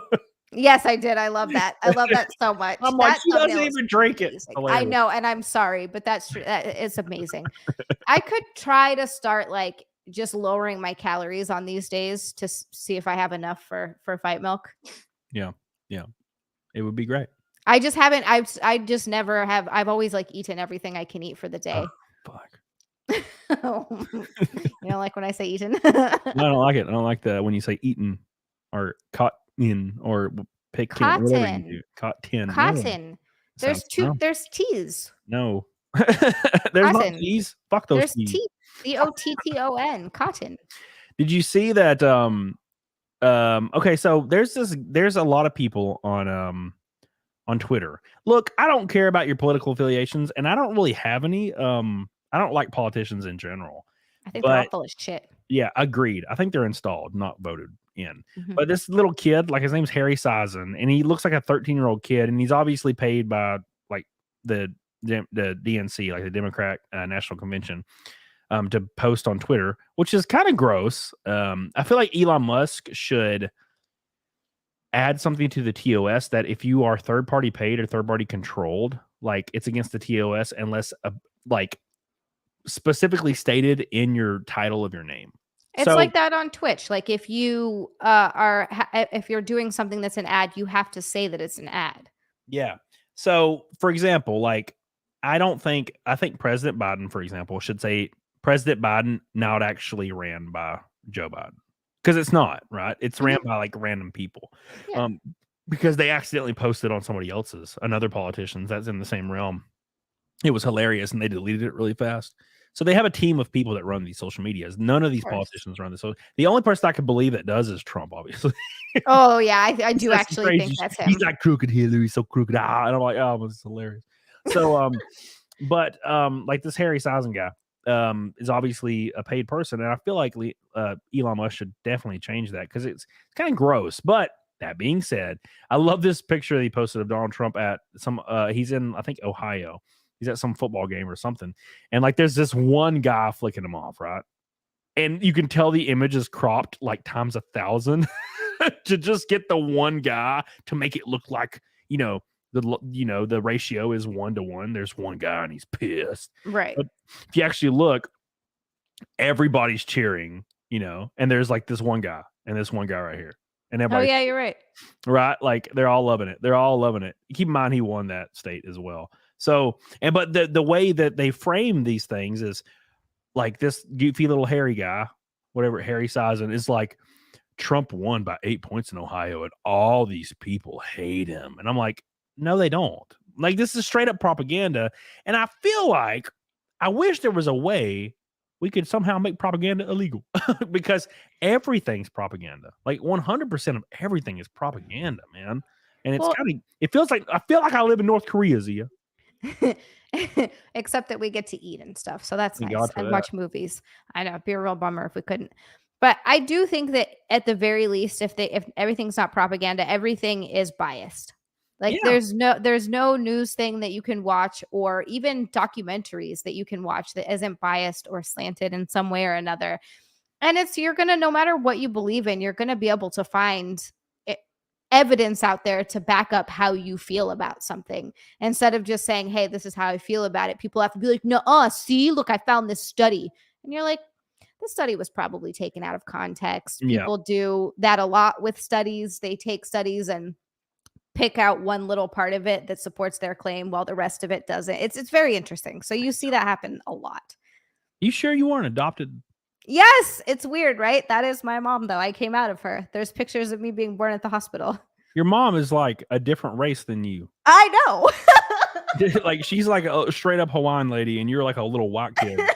And you look pissed as fuck too, by the way. I was a very serious kid, apparently. And your sister looks just like your mom. Yes. But you don't. I look like my dad. That's funny, man. And my dad is white. Well, you know how it is. Mandy says, I wear a retardobot shirt under my Ford mechanic shirt sometimes. I haven't been sent home yet. I love that. Because it's great. It's a fun word. Retardobot. Matt Amos says, Zia enunciates. Should do a Zia pronounced segment, say coating. Coating. Curtains. I'll be watching her show, man. I'll be watching her show and I'll be having a good time, trying to enjoy myself, and she'll say some shit and it ruins my whole night. She'll be like, E10. And I'm like, oh, fuck. Like, you know great. How much joy that brings me. It's like grating, man. It's like That it's brings like a me so washboard. much joy. It's a make sure you guys like the show, by the way. We're 80 away.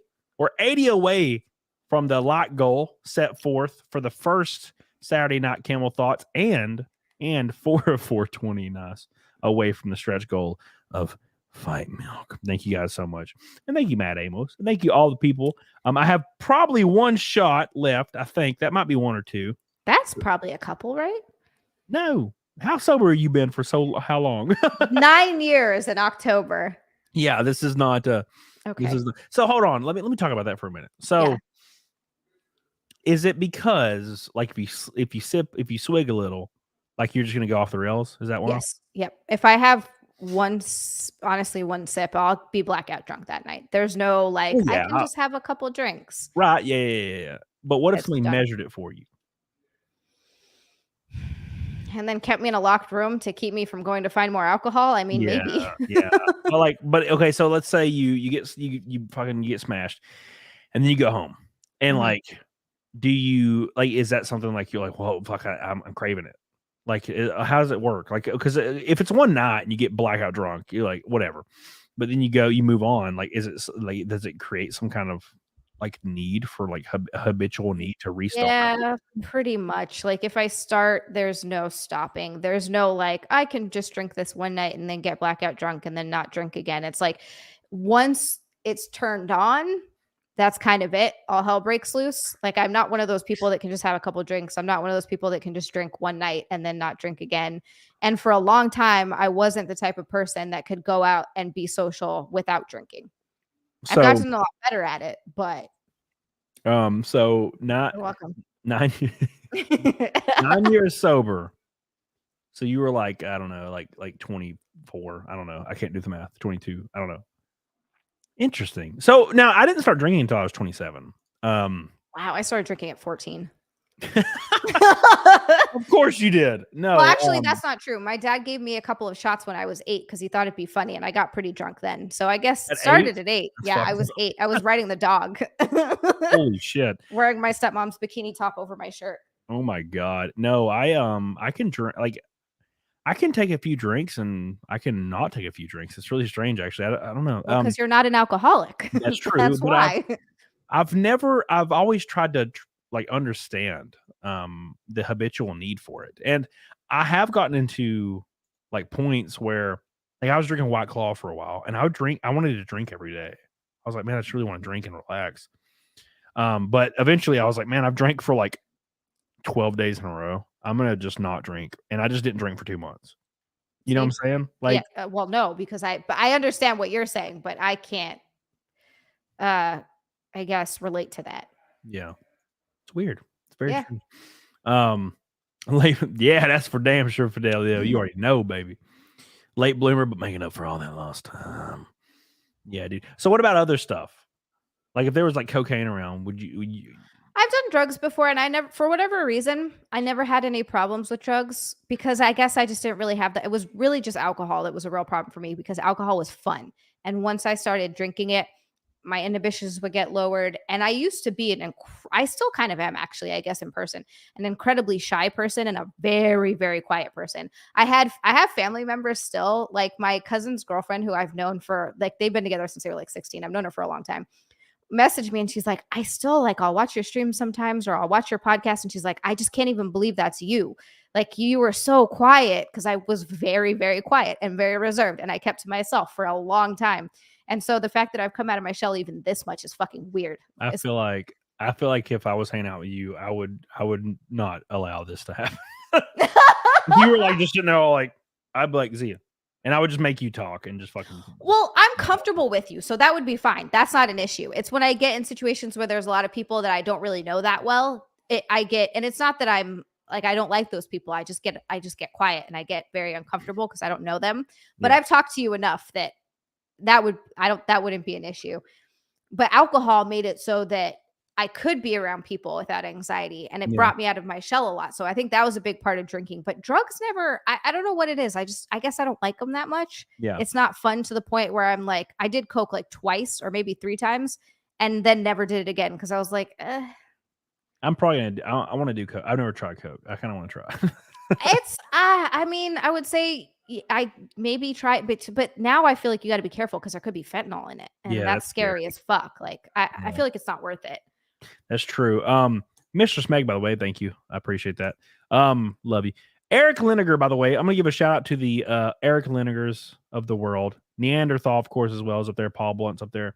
Matthew Fauchin. These are the Red Boys. $500 fucking rate. It's crazy.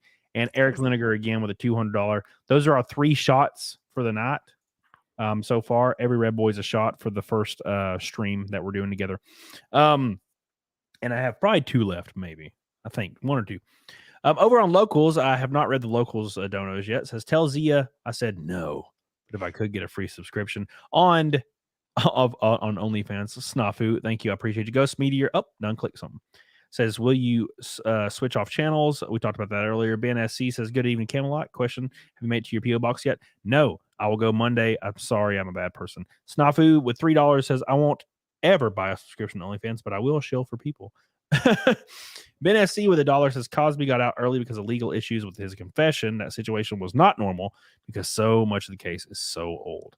Thank you guys over on locals. I appreciate you guys. Chris Topher says, I'm just like Zia and alcohol, except for me, it's oh damn. Damn, Chris, you're gonna make some ladies very happy. I kind of agree. Like I love that shit. Like getting down there and just going to town. I have friends that are like not about that, and I'm like, how could you not be about that? It's fucking awesome. That sucks for the ladies. That's like being with a girl who won't give you blowjobs. Like that's such a bummer. Yeah, and well, that's like Such a most bummer. girls. Most girls are weird about that, or it's not Really? that weird. It's just they'll do it the first couple times you hang out, and then they won't ever do it again because they're like, oh, I already did the thing. And I'm like, bitch, get down there. By the way, I posted a link to the free $10 off the locals annual code. It is in the chat right now. Get on there. all my racing content's on there exclusively. I'm going to do some exclusive streams on there soon. So get on it, doggone it. A lot of fun over there to be had on Locals. I appreciate you guys so much. Michael OP says, anxiety sucks. Autism is also weird. Yeah, anxiety, dude. I'll be laying in bed. My heart will just be because of anxiety. I hate that shit. Yep. It's fucking awful. It is. I got my first panic attack at 16. I thought I was dying because I didn't know what it was. I didn't know what the fuck anxiety was. I didn't know what a panic attack was. It's not something people talked about. And I was like, I really thought I was dying. I was so fucking scared. Yeah. No, I remember the first time I had one. I was driving back to my store, my GameStop store from the bank. And my ex-wife had just told me she's leaving me. Like, I think 3 days before. I don't remember. Something like that. Anyways, it's all kind of fuzzy now. But I was driving home from the bank, and I don't know what the hell happened. I can't really explain it, but I thought I was having a heart attack. And I was just driving down. It's called 6th Avenue over in Decatur, Alabama. And I pulled over in this like random strip mall, and I was like, "Oh, well, I'm having a heart attack, so I'm gonna pull over and just hope I don't die, and then maybe call like an ambulance or something." Yeah. And anyways, so I was like, "Oh, I didn't die," so I drove back to the store and I like Googled all like what the fuck's going on, and I apparently had a panic attack, which would make sense, I guess, for the time being. Yeah. There was like a 3-day period that was pretty rough. Because working retail in Christmas, especially back then in those GameStop days, it was 2016, which was 2015 was the height of GameStop's profitability. So 2016 obviously was almost as bad. And we would have customers wrapped around the store, like in a line, shoulder to shoulder for 12 hours every day. Holy shit. During, Christmas. And this was December 27th. Oh my God, it was unbelievable. Because these are when people are using the gift cards. These are when people are doing returns. Oh my God. I remember like going in the back room. This is the only time I've ever experienced this in my entire life. But I remember going in the back room because there was like this kid with some kind of mental instability, and he was running. And keep in mind, the entire store was filled to the brim of people, and there was this like mentally handicapped, like 20-year-old kid screaming at the top of his lungs and just running around the entire store. That's a lot. There was people mad everywhere. It was like a nightmare. And I remember going into like the back room to my manager's desk and closing the door and just like breaking down. Like it was like and it's the only time in my life I've ever done that. Like I just lost my shit. And I feel like that had to happen because then it was kind of it. I was like, okay, well, cool. I lived. I survived. So it was pretty wild. It was pretty fucking wild. And that's the only time I ever experienced it. And I think it was a good thing to experience because then I was like, all right, I was on the other side of it when that happened. I was like, I'm good. I made it. I did not die. Let's go. I mean, that's kind of that's sort of what it's like getting over panic attacks. I had them chronically. And like I said, at first I thought I was dying. I didn't understand what was going on. I was 16. I ended up going to my family doctor that we had at the time. And he was like, nothing's wrong with you. He didn't mention anything about panic attacks, didn't tell me what they were. And so I was just like, I had no fucking idea. And then I didn't have one again for a while, like years. Right around the time I turned 20, I had this weird paranoid anxiety episode. I don't really know what else to call it. Where I remember what triggered it, and it was the most bizarre thing. I was with this guy. It was my high school boyfriend. I'd been with him for like 5 years, and we were living together. And he had a friend over, and we made coffee for them. And I was a big coffee drinker. I drank coffee, energy drinks, caffeine pills, you name it. So this was never an issue for me before. But I remember the friend saying, "What did you guys put in this coffee?" Like joke. He's like, "Did you put drugs in here? It's super strong. Like, is there meth in this?" Guy was like total joke. And I don't know why that set something off in me. As I was walking up the stairs, I had the most intense panic attack that I'd had since I was like 16. And from that moment on, it was bizarre. For like about a year, close to 2 years, I was fucked up for a while and bad, where I would get panic attacks every single day. I'd have to call in sick to work a lot just because I couldn't get out of bed. I couldn't get off the couch. It would just be like I'd get a panic attack, and then there would be like a moment of relief, and then my anxiety would ramp up again. And it was just always kind of here. And then it would ramp up to a panic attack at least 3 or 4 times a day. Yeah. And I couldn't convince myself that there weren't drugs in all of my food. Yeah, it's weird because It's fucking bizarre. I didn't think any of that was real. You know what I'm saying? Like I thought none of that shit was real. Oh until boy, it happened. let me tell you. Michaela says I am sad, but want to say I love you. Well, I love you too, Michaela. Why are you sad? She was at my house last Saturday, I think. It was fun. Aw. We all freaking drank, and I blacked out like usual. Cody's like, I don't have problems with alcohol, so I blacked out again like usual. Yeah. Well, I mean, I guess. Well, when I black out, it's fine. I just go to sleep. I just like go upstairs. I'm like, hey, anybody need anything? All right, I'm out. Yeah. See, you're just a very gracious host, even when you're hammered. Yeah. The pool was So great before it exploded. So, yeah, that damn pool pump, dude. It just went nuclear. It just exploded. Like, okay, no shit. So context, Z already knows because we talk all the time. But my pool pump, I looked outside. I was pissing, you know, and my bathroom has like a bay window, and I was just pissing. I look out the window, and my pool pump I can see my jets are not on in my pool because the pool like is always like raging like rapids, and it's really pretty looking. And I noticed it was completely flat, like just, and I was like, huh. And I checked the water faucet, and the water wasn't on, and I was like, uh-oh. And then I went downstairs, and then like 30 seconds later, the water was on, and I was like, okay, the water's back on, and I was like, uh-oh, the pool pump. So you don't want a pool pump to run dry, because obviously like the water is what cools it down. And I go out there, and the pool pump's just going like it's making like a whirring noise. It's like, and I was like, oh god. So I turn it off. And I look in there, and the water's not moving. And I was like, fuck. So I took the pool pump's like electric motor off, and that shit had just exploded. It was the where is it? Where is it? I have it right here. It is. So this goofy fucking thing, like there's like like threads onto the pool pump. It just shattered, and it was just laying in there like this, and it's supposed to be spinning. Oh no. So I ordered a bunch of new ones, and it's gonna be here tomorrow, so it'll be fixed. But it was like a graveyard in that poor bastard. It was hilarious. No more pool party. No more. Well, no, it's gonna happen when Cecil gets here Tuesday. We're fucking swimming. Mandy says Zia never heard of Retardobot. It's a goofy punk band. My favorite song of theirs is White Devil. Bass. White Devil. No, I've never heard of Retardobot. I'm gonna have to check them out. That's amazing. Oh, Retardobot. Speaking of Retardobot, Christoph McGough with a pink boy. Woo-hoo. I could not go past 3 beers my entire 20s. If I did, I got my hands on speed and get into fights. Get my hands on speed. I'd only get drunk at work parties, no drugs around, and nobody wanted to fight at those. Yeah, dude. I had a friend that would I stopped hanging out with him because this was a long time ago, man. I didn't drink at this period. He would drink and immediately like want to fight everybody.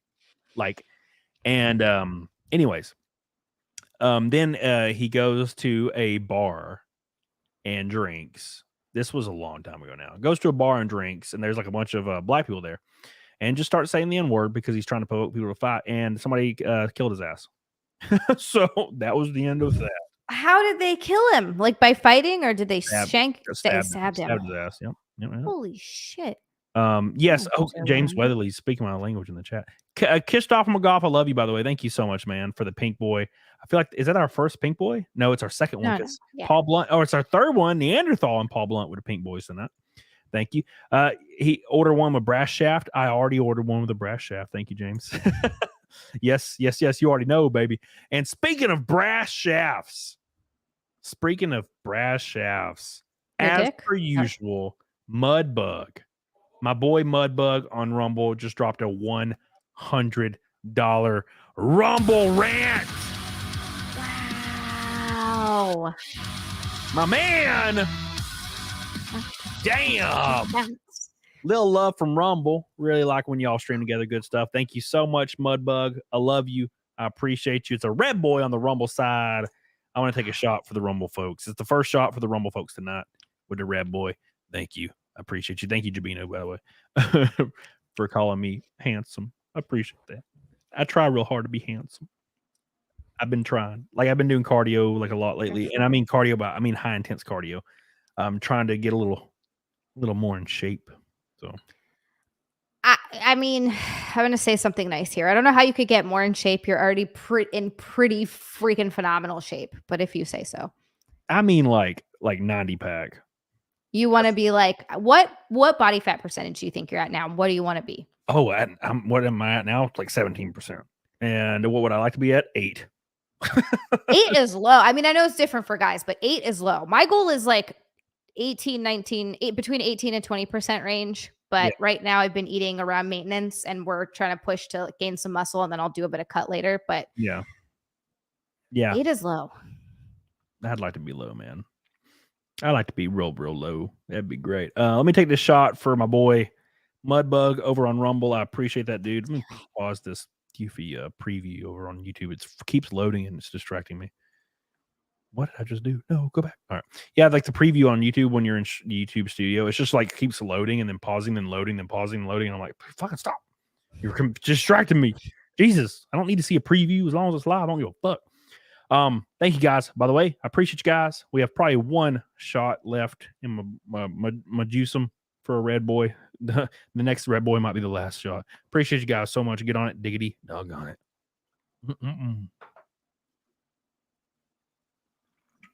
Oh yeah. I like the looks on your face. The one eye closed.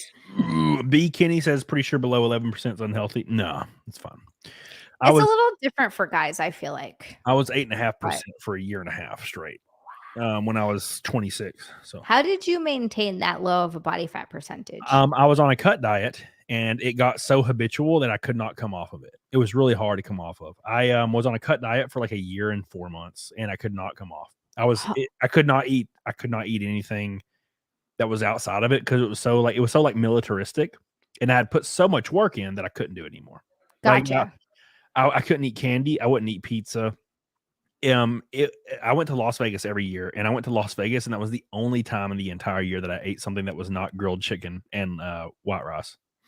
Did you feel sick after you ate it, or were you just like, "This is the most amazing thing ever"? I ate a big ass bowl of spaghetti, and it was like fucking like having sex for the first time. It was, and I ate this big bowl of spaghetti, and I went and laid on my bed, and I was so uncomfortable, and I threw up. I had to get up and throw up. Wow. Yeah, that's like when people go vegan or vegetarian for long periods of time and then they eat meat again and they get sick and they throw up. That's so crazy. Dude, it's wild as hell. Patrick says, y'all ever get random body cramps? Yeah. Yeah, dude. When I do chest, my tits will cramp all throughout the day. Really? Yeah, and they turn like there'll be a big line across my titty. And I'll just be like looking at it like, what the fuck's happening? It's when I work out really hard. So I get bicep cramps all the time. Damn, maybe I'm not working out hard enough. I never get cramps. Yeah, I'll do a really heavy like long arm day, like biceps, and I'll go take a shower and I can't wash my hair because if I bend my arms, they start cramping. So I'm just screaming and I'm like, like trying to wash my hair. Do you eat any bananas? Does that help? I don't eat bananas. No. You know, damn bananas. Because they're too gay. They're gay. No, I don't like the taste of bananas. I don't like the taste of any fruit, man. Wait. No fruit, none? No. Apples, peaches, grapes? No, there's too much sugar and all that, man. Oh my goodness gracious. No. Fresh juicy mango? You know what I ate? You know what I ate last night? I ate a tomahawk ribeye. The entire thing. It was like this big and it had a bone. And and it was like this thick. And I had to put it out. I love broiling steaks. That's my favorite thing. I love broiling. People love to grill them. I love grilling them too, but broiling for some reason is better. I love it. I've always broiled them. And it took like 20 minutes to broil this motherfucker. Usually it's like 2 minutes on each side. It was like 20 minutes and it was still like blue rare, like right in the middle. And it was so delicious. Holy dick balls. Stop talking dirty to me, Cody. God damn it. You know how much meat I have in my fridge? I have like, I go to Costco and I'll buy like 3 pounds of steak, like a ribeye. 3 pounds of it, and I'll put it in my freezer. How much steak do you eat? Do you eat it like once a week or daily? I eat steak every single Thursday or Friday. Oh, very nice. Once a week, I eat steak. Very nice. I try to do like a beef or something like that once a week as well. I can't do steak because that's not in the budget right now, but I'll make like a ground beef thing. Like sometimes I'll make lean burgers or I'll make like beef pasta or tacos or some shit like that. Yeah. Rumble Falls Jaeger says bros out here drinking a Monster saying fruit's too sweet. No, fruit's not too sweet. It has too much sugar in it. That's the There's a difference. I just could never give up fruit though. I don't eat a ton of fruit, but on days I work out, I eat a banana before my workout and there's pineapple in my like green shake that I have in the morning. yeah. So like I have fruit every day, but again, I don't eat a lot of it, but every once in a while I go through a period of time where I just want to eat like every fucking fruit and I'll go to the store and spend like, I haven't done this in a long time, and spend like $40 on fruit so I can make a giant fucking fruit salad. And I'm just like, oh, the fruit. I feel like it's when my body's like, bitch, you need vitamins. Yeah, I just can't do it, man. I'm more of a meat guy. All I eat's Love meat. meat. I eat meat and I love white rice. Same, dude. What I could just eat white rice with soy sauce, plain, Yeah, every fucking day. That's what I ate before the stream. That's amazing. I ate some orange sauce, which is like soy sauce, and I ate that and white rice and some like really light like cuts of grilled chicken, and I ate an entire bowl of that, and it was so good. Yep. I fucking love that. I could eat that every single day too, like no problem. Or even just plain ass rice. Like I make rice sometimes and Nick will be like, "Well, you just making rice again? It's so plain." I'm like, "I don't understand how you don't love rice." It's because he's not buff and like he doesn't lift regularly. Because he doesn't lift and because he's Italian. So he's when like you pasta guy. when you go to the gym and you get swole and you're eating white rice and it just makes you even more swole, like it's something you start eating it a lot more, and it starts just getting really fucking. It's just like your body like wants it, and then you love that weird rice flavor. I just fucking love it, dude. It's so good. I didn't like it when I was 24 and I started working out. I would eat like a cup of cooked white rice and 6 ounces of grilled chicken, and this is before I seasoned anything. And I would eat it, and I fucking hated it. And then like a few years after, like now, white rice, I fucking love it. I will eat like 9 bowls of white rice. I love it so much. Just the white rice flavor. It's amazing. It's a great flavor. Have you ever? Well, I'm from Hawaii, so I grew up eating rice. That's like, there's no dish in Hawaii that you can get that doesn't have a side of white rice. It comes with fucking everything. It's spam musubis, like everything has white rice in it. I have an uncle that eats rice with his spaghetti. I'm not even joking. Like my aunt would make spaghetti and they would still have a pot of rice on the counter and he would scoop rice on the plate with his spaghetti and eat it together. And I'm like, okay, well, that's weird. But have you ever had furikake? I don't even know what that is, man. It's a Japanese like seasoning that you put on your rice. I don't know if you'd like, it's sesame seeds, seaweed. For some reason I was forgetting seaweed. Sesame seeds, seaweed, like salt. I guess they use it as like a spice, like a condiment. I'd be curious if you'd like it. It's really fucking good. Interesting. I don't know, man. One thing people like make fun of me because I love just like soul food and like Southern bullshit. Like, for example, there's this place right down the road that you're gonna fucking try if you build up the courage, stop being a dickbag, and come to Halloween. It's not the courage. It's just go on. You ain't slick. Anyway, so there's this place called Twin Peaks, and it's a chain, but their wings are unfucking believable. Like I used to eat Buffalo Wild Wings, and then they changed their supplier and they sucked. Then I changed to Wingstop, and then they kind of started sucking with their atomic wings.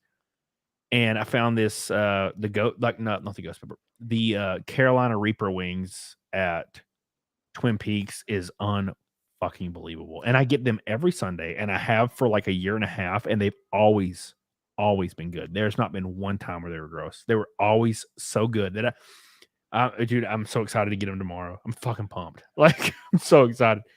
They're so good, dude. And people make fun of me because I love I love hot wings. I love fucking ribs. I love burgers. I love fucking hot dogs. I love like steaks. Those are all good things. And everybody's always like shitting on me like, oh, yeah, I like Indian food. There's this really nice Thai place. Oh, there's a Korean barbecue down in downtown. It's so great. And I'm like, all that shit sucks compared to fucking like hot wings and burgers. Well, like, I love all of those uncultured. things too. You're just uncultured, Cody. You're just uncultured. And I'm like, I don't give a fuck about culture. All right. I want hot wings. I don't give a damn about. I don't want to appear more culturally diverse in front of my peers. Fuck my peers. Give me some hot wings. Okay. So again, I know I bring this up a lot, but it just shaped my whole life. I grew up in Hawaii. I grew up eating so much Asian food. I love Thai food. Japanese food is one of my favorite types of food in the whole fucking world. Love it. I love Thai food. I love Japanese food. I love Korean food. I love Hawaiian food. I love all of that because I grew up eating it. But there's no way ever in my life that I would be like, I want that, and turning my nose up at like burgers or wings or ribs because they're fucking amazing. I love burger. My mouth is watering thinking about a burger right now. One of my core memories is I was hanging out with this girl, and she was way too hot, but she sucked. She was a monster. She's a fucking monster. That's terrible. And a waste of a hot person. Yeah, dude. She, like the first time we hung out, I like smashed some cheeks, and she was so cool. I was like, dude, this is the greatest thing ever. And then I found out real fast that she was crazy as fuck. Like, she didn't hide it very long. And like 3 weeks later, keep in mind, I'd already determined I was done with this. But it's like 3 weeks later, I'd promised her I was going to take her to the airport. So I was like, fuck, I got to do this thing, and then I'll never talk to her again. So I drive her to the airport, and I don't even want to be in. I don't even want to lay in bed with her because we got a room overnight, and I was like, I don't even want to lay in bed with this girl. So I get up. It's like 1 a.m. I get up out of bed and I go down to the bar, and they still have a grill open, and I got this like bacon, this medium rare like billionaire bacon burger. And I like ate that and almost cried because how great I was like, because I was in such a bad place. I was in a strange fucking place at the airport with this awful lady I hate. I don't know how I got here. I shouldn't have done this. And I was eating this burger, and everything was calm for a moment. It was great. And then I went back upstairs and lay in bed, and she tried to cuddle me, and I was like, please get off. You're fucking awful. You're really, really terrible. Wow, that's bad. You know someone's bad when you don't even want to cuddle them or have sex with them. That's bad. That's bad. That's like really bad. And she was hot. Like, she was like over the top hot. But I was like, I hated being around her. Oh God, she was a nightmare. And then she got married, and she's still married to the same guy. And I'm like, how? But to be fair, I'm very good at looking at situations. And I stalked a little bit because, that's what you do, right? Like, you just have fun. It's not like out of any other need than like kind of trying to be sleuthy. And I look in, and this dude's like at the same height as her, a little bit shorter, like real soft looking, frail, small, like he's not intimidating, looks agreeable. And I'm like, this makes a lot of sense. So like, she probably just bowls him over, and he's just happy to have someone. 100%. Can't do that shit with my ass. Look, I will take you to the moon and back. I will make sure you're always safe, but you don't mouth off to me. That's that's the difference.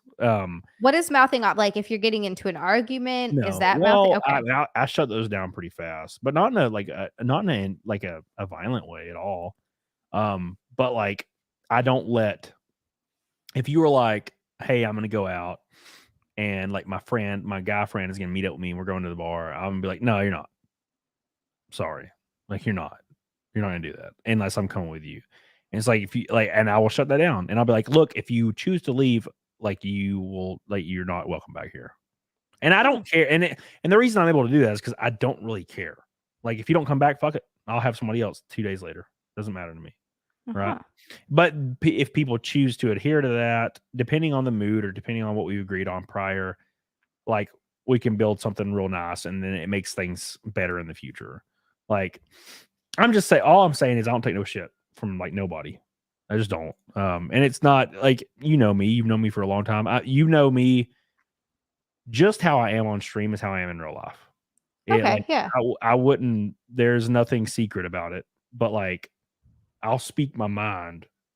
Like, for example, if there was somebody, if I had a house party and there was like 10 people there, and some guy showed up and he was being like, he was one of those fighty guys, started drinking and wanting to fight, I would be like, you got 10 seconds to go out my front door immediately, right now. I don't care. And if he doesn't do it, I will pick his ass up and throw him out. It doesn't, like, I don't pussyfoot around stuff like that.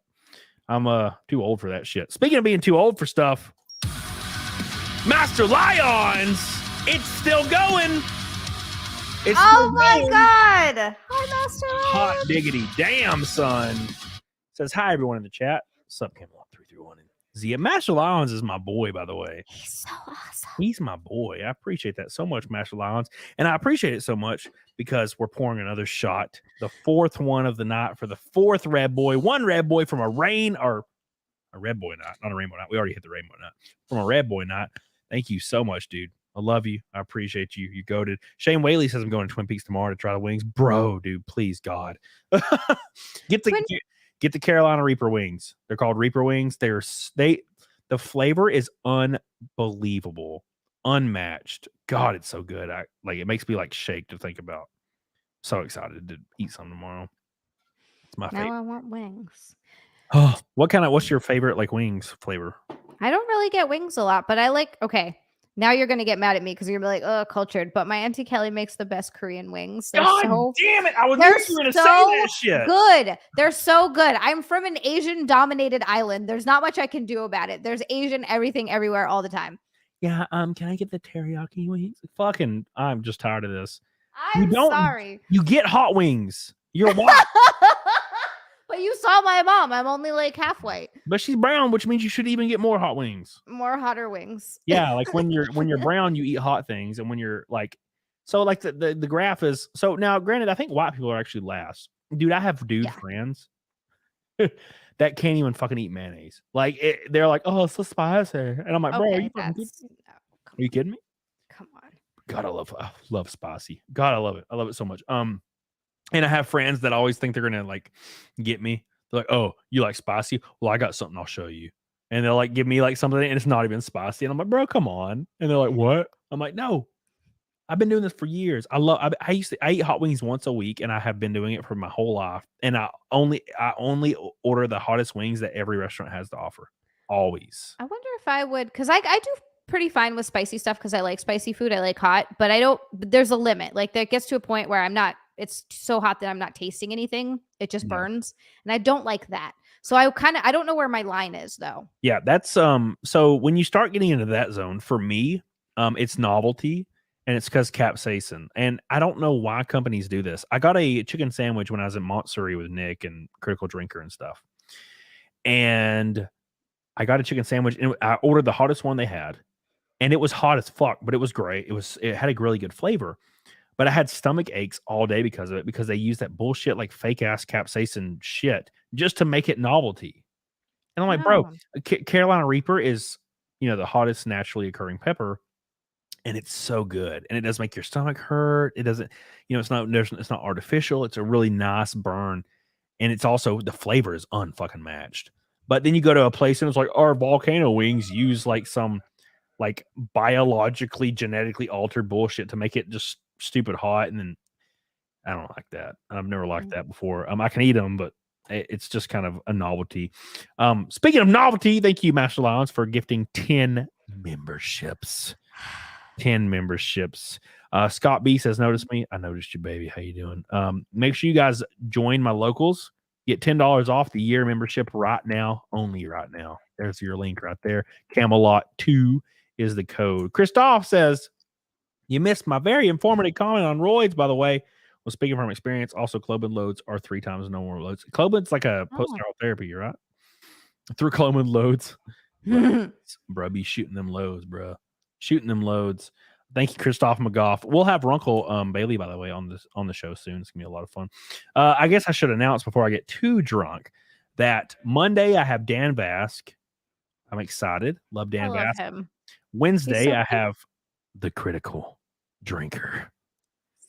And then Saturday, of course, will be Zia and possibly 2 giant guests. So it's gonna be fun. So get on it, dog on it, obviously. Unless Zia is only wanting to do the show once. I don't know. One and done. First show, last show. No, this is amazing. Yeah, we're doing great. We're almost to the stretch goal. We're like 200. Holy shit. We're 240 away from the stretch goal. Holy bejesus. Insane, by the way. Make sure you guys like the stream. I appreciate you guys. I'm going to take a shot. This one is for Master Lions. It's the 4th shot of the night, and it is the last one. I killed the Woodford. Thank you guys so much. And we're one red boy from a red ass night for the first time in forever. Get on it, dog on it.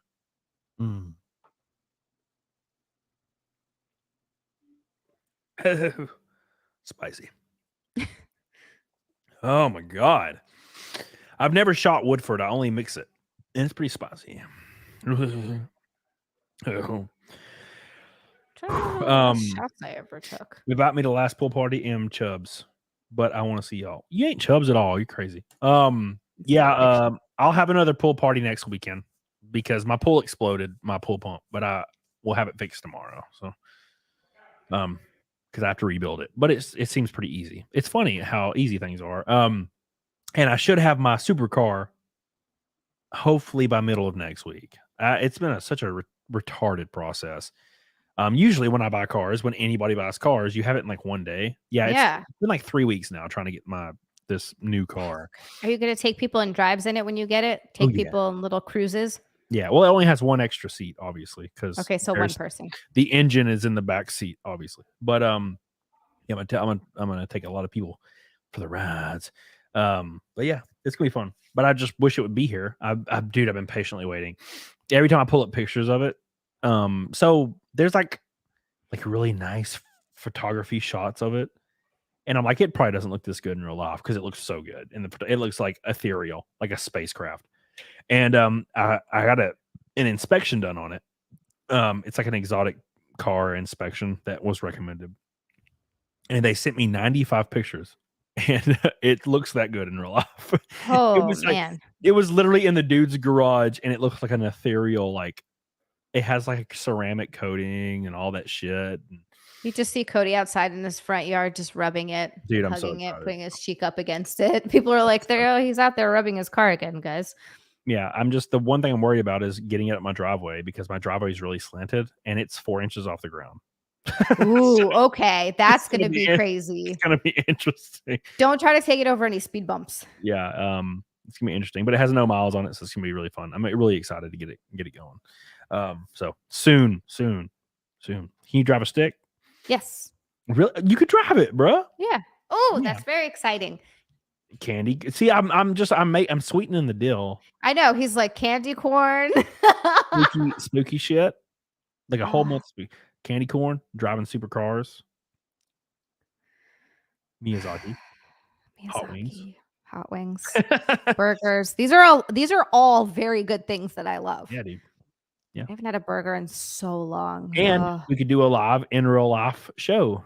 And then people could see us in the same place. They'd be like, oh my God, they do exist. They do exist. Like that old M&M commercial. It's real. Yes. Yeah, dude. It's gonna be a lot of fun, man. I'm excited. Anyways, speaking of excited, how long have you've been married for how long? In December is our 5-year wedding anniversary. Oh, and how long have you been in a relationship? Just over 9 years now. 9 years, my God. Mm-hmm. Has there ever been now? And you can be honest. No one cares. People have strife. I could be honest about this as well. Has there ever been like hard moments where you're like, I don't know about this? Yeah, absolutely. We've talked about this openly, and he's talked about it before too. He had a breakdown where he tried to unalive himself, and been there. Things got really, really bad for a really long time, and they're actually only just now starting to get better. It was quite a few years there of like things were fucking brutal, and he was not working. He's still not. Yeah, I've been working really hard and taking care of a lot for a long time, and I don't regret it at all because I love him. But that is definitely like, I've talked about this also on podcasts that we've done together. Like we did Unqualified Experts together for a while. And this is something that I warn people about when they're noticing mental illness with the person that they're with. It can be really, really severe. It can be really impact your life in a lot of ways. And if you don't fucking love this person with like every fiber of your being, and even then, sometimes it's not enough, you should leave because it's going to be really fucking difficult. Yeah. Yeah. And is that something that causes strife, having to take care of everything? Sometimes I find myself getting resentful. Bro, like I wish I could experience. So like, I remember being with a girl, and I literally funded everything and took care of everything. And she would like clean slightly more, because, like my burden was 9 times higher, 10 times higher. And she would get so mad in like, I don't know, heated like conversations, and get so mad because she said I did nothing and she did everything. and it made me fucking livid. I'd be pissed. And I did everything. You know, as far as monetarily, I did everything, right? So that's dude. I feel like is that something that comes out? Like let's say like you and your dude are like in a tiff, because everybody has tiffs all the time. Of course. Like, is that something that would like? Is that like a card that you pull sometimes? No, I try not to do that because I don't want to be the person that's like holding it over. But I'll bring it up. Like I am lucky though that I can talk to him about anything. Like I can typically bring up anything, and he's very calm about stuff. He didn't used to be. He used to, but since he's gotten better and things have gotten a lot better, he's very calm, and I can just. I love it every time you shake your head. Now I realize why. It's my favorite thing. So we can talk about anything, which is really nice, and I know not everybody has that, so that's a great thing. You can't talk about scary movies though. That's true, but I am. There's your discrepancy. Crap, you got me. You got me on one thing. Movies. But he did watch all of the day that we got engaged. Literally the day that we got engaged. Because he had seen Two Towers and Return of the King, but he hadn't seen The Fellowship, and I was like, I don't even understand this. And so I made him come home and watch the extended version of The Fellowship with me. I was like, I cannot marry someone who has not seen The Fellowship of the Ring. He watched all of Harry Potter with me, and he watched a lot of Miyazaki films with me. Well, yeah, those aren't spooky. No, they're not spooky. But he didn't watch The Babadook with you. No, I watched that by myself. That's a great movie. It was a good movie. I liked it. Yeah, it was good. That's all I watch is spooky movies, man. I love spooky movies. And I get so disappointed because they're all so bad. A lot of them are bad. Dude. Did you see Sinister? Yeah, of course. I liked the second one more than I liked the first one, but somehow I accidentally ended up watching the second one first, and then I watched the first one, and I was like, Is Sinister the one where the dude moves into the house and he finds the videotapes? Yes. It's That's Ethan a great Hawke. fucking movie. I like it. I love it. It's real freaking morbid. And I like the second one too, but the first one was goated. And I like the second one better. Those are good. That's a good example of a decent film. Or The Taking of Deborah Logan was pretty good. I enjoyed that. I haven't seen that one yet. Bro, it's good. So, but there's so many I watch, and they're all allegories for like stupid shit, like a bug. Oh, it's an allegory for a bird. And I'm like, dude, fuck the bird. Spook me. Stop make it scary. Me. Oh God. And every time I watch a horror movies, it's like Ari Aster ruined everything. The guy that made Hereditary and Midsommar, he ruined everything because he had to like make some symbolism in his horror. And now every single director is like, I have to make it symbolism. And even Babadook did that. But Babadook, yeah, I know. It did it in a much better way. Because it's not on the nose. You know what I'm saying? Like, well, I didn't get it, and you were like, you dumb. Yeah. Mandy Caravicious says my favorite horror is 1408. That's a great movie. I gotta watch that. 1408's one with John Cusack, right? Yeah, it's something about it. Like it's you feel trapped. You feel really trapped the whole time. Okay. I really like 1408. It's a lot of fun.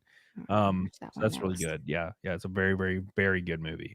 But yeah, The Haunting of Hill House. I like that movie. Well, it's a show.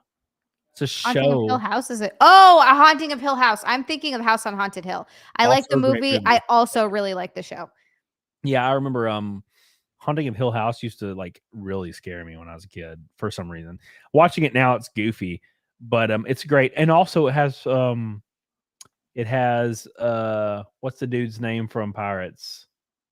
What's his name? Not Barbados. What's the other pirate's name that's not Jack? And he's great. He's awesome. Why am I completely blanking He's on this? The captain of the Black Pearl. Oh my god. Oh my god, I know exactly who you're talking about. Yeah. What's his name? He's Australian, right? Somebody in the chat will get it in 2 seconds. Not Gibbs, you goofy bastard. Barbosa, thank you. So Captain Barbosa, he's actually the main guy, like the millionaire or billionaire guy in Haunting of Hill House. Or sorry, not Haunting Hill House. The House on Haunted Hill. Fantastic movie. It was a really, really good movie. But Haunting of Hill House was a TV show. That was great. That was a really good show. It was godlike. It was so good. I watch it every single Halloween all the way through. And it sucks because there was a sequel. Well, it wasn't a sequel, but it was like a, what do they call them? Anthology series. Anthology series. What was the second one? The second season they did. Haunting of Bly Manor. Yeah, that was okay. It was okay, but it was so emotionally character driven. And I was like, bro, scare me a little. It's been 3 episodes and nothing's happened. It's just been like the black lady talking about her childhood. Like, I didn't mind that. When then you find out the black lady's dead, right? Like that was the whole she was thing. in the well the whole time. Yeah. So yeah, I liked that show. It wasn't as good as the Haunting of Hill House. Though. It was pretty good. The last 2 episodes brought it home. Mm-hmm. Or the like faceless lady and shit. But anyways, Haunting Hill House is nonstop from the fucking start. It's amazing. Yeah. And then they had a 3rd one, and it was called Midnight Mass, right? I watched Midnight Mass. And it was pretty good for about 4 episodes, and then it just fell off a fucking cliff. Yeah, I didn't even finish the last episode. I just looked up what happened because I couldn't bring myself to watch it. To be fair, nothing fucking happens. They just sitting there, and then like everything burns down. And I'm like, what the fuck? And now they have a new show coming out, and I don't even know what it's called. It's somebody in chat will say it, but there's a new one with the same actors, and I'm like, whatever. It's starting to turn into that one series. What's it called? American Horror Story. It's just too much now. It's too much. The dumbwaiter scene stuff, yeah, fuck, dude, brutal, scared the living dicks out of me. It's a great freaking show. It's a great little show, and they had a really good what is it? A good opportunity to recapture that glory with Mike Flanagan, and it's like he went more into the character drama than he did the scary shit, and it ruined everything. And it's like there's these long, like one cut, like scenes where it just zooms in on somebody's face talking about their like childhood or their previous marriage for like 20 minutes. Yeah, I don't mind a little bit of that, and I don't mind character-driven stuff, but you absolutely can't let that bog down the show, and it needs to have a good underlying story with all the spooks through it. Yeah, it was a little lame. But at least we have Haunting of Hill House. What a great show. It's beautiful. And that brings me to my favorite horror movie of all time, which is, and I'll say modern, but it's kind of up there with all. And that's The Autopsy of Jane Doe. You brought this up before, and I haven't seen that one. Oh my God. I watch it like once every 3 months. It is perfect. It is a perfect horror movie. And it makes you feel uncomfortable. Like in several spots in the movie, you'll feel really uncomfortable. And I love it. God, I love it. It does a really good job of not showing you the spooky shit, but implying it's there. And it makes you so uncomfortable. 2016. Okay. God, it's good. Oh, it's Emil Hirsch. I like him. So good. What a great movie. I think about it very often. It is probably my favorite horror movie of all time, and it's like kind of recent, you know what I'm saying? Like usually it's like, oh, our favorite horror movies 1987, blah blah. It's The Exorcist, that kind of stuff, The Shining. Kind of, Steph says, can I watch it by yourself? Yeah, sure. There's one specific scene that's gonna be pretty rough when you're watching it by yourself, but other than that, no. There's one scene that's it's rough. I remember watching it with 1 or 2 people, and there was one scene that happened, and I was just like uncomfortable. I was like, oh God, this is uncomfortable as fuck. It's like, it's really spooky. So yeah, you need to watch that. Okay, I'm gonna watch. I will send you a message when I'm watching, I'm sure. Yes, you'll know what scene I'm talking about. Okay, that'll be when I message you. I'll take a picture and be like, why am I watching this? God damn it. Yeah, you'll think you know what scene it is until it happens. You'll be like, oh, is this the scene? This might be it. No, is this the scene? This might be it. And then it's going to happen. You're like, oh, fuck, this is the scene. Okay, all right. I will message you. I'm going to watch that. It fucking hurts me. Like, I'm thinking about it. I'm like, ooh, fuck. I want to watch it really bad. But it's not October. I have 2 weeks, 3 weeks, and I'll watch it. Wait, do you actually wait till October? You don't start the pre-spooky season in September? No. I just don't want to. I want to wait because I want to squeeze everything into 1 month. Gotcha. Okay. All right. Like last year, I didn't do very good. I kind of fucked up a lot. I did decorate my house, but I didn't hit any of my spots. I went to the graveyard once. I didn't do much, and I kind of regretted it. Get spooky enough, Cody. You gotta get spookier. I was so stressed out because all YouTube was like dead last year. The difference between now and like then is unbelievable. That's great. Yeah, I thought YouTube was literally dead, and I was like gonna fuck it. I was fucked. And this year has been my biggest year ever on YouTube. So it's been really cool for that to happen. And racing, I got full sponsorship for the rest of the year already. After announcing it on the last stream, we're good to go. And the team I race for are interested in working out a full ride for next year. So I'll have an entire ride for 2024, which would be really cool. I love that. You give me hope. You give me Thank hope God. while I freak out. I'm in your last year spot. It's because of people like Rob. Holy Ozone says, out catching catfish. Cody, good to see you. Yeah, thank you, Rob. Love you, dude. One of my good friends, Rob. Hope you're doing well, my friend. Hope you can come down and hang out soon at my house. But yeah, it's been a very interesting year, and I've been having a lot of fun. There's been a lot of ups and downs, but not like the last couple of years. Like especially 2022 was my worst year on YouTube. Oh, geez. And 2023's completely been and it's probably because Camelcast and starting my new shows and all that has really turned everything around. I mean, just this show right here, we've had almost 600 people at one point, which is unfathomable last year. A whole little Wouldn't even heart. dream of that last year. So a lot of really good people, a lot of people that choose to support me. I don't understand why. And a lot of people that choose to stick with me, which I also don't understand why. But I'm very, very thankful because I have people message me all the time. I was in Houston actually, and I was at Mont Surrey, and I was at the bar, and I was drinking with Critical Drinker, and some guy walked up to me, and he had like 2 million subs on YouTube, and I had no idea who he was because he doesn't show his face. He does like documentaries on YouTube. And he like walked up to me and he's like, dude, like, nice to meet you. And he like shook my hand. He's like, you're like one of the top super chatted people in like the country. And I'm like, yeah, somehow. And he's like, how? And I'm like, I don't know. I just have a really, really good community that supports the channel and supports the show and supports everybody that I work with. And he's like, I don't get it, but that's awesome. And I was like, I don't either. Your community has been some of the most welcoming, supportive people I've ever seen online. Like, it renews my hope in people in the internet because you see so much, and when you spend so much time out there, I mean, really, it's you're putting yourself out there, and you see all the negative shit that comes at you and that comes your way, and just that you see that people write about you, that's tweeted at, like all this stuff. And it's hard not to get discouraged after a while. And then every once in a while you find like a community of people, or you like grow your own little community of people over time. But yours is just one of those. And my community is the same way. I fucking love them so much, but they're so like welcoming and unbelievably kind. Yeah, your community has been interesting because you just kind of started with, streaming a bunch, and you've probably not hit your goal like twice that I know of.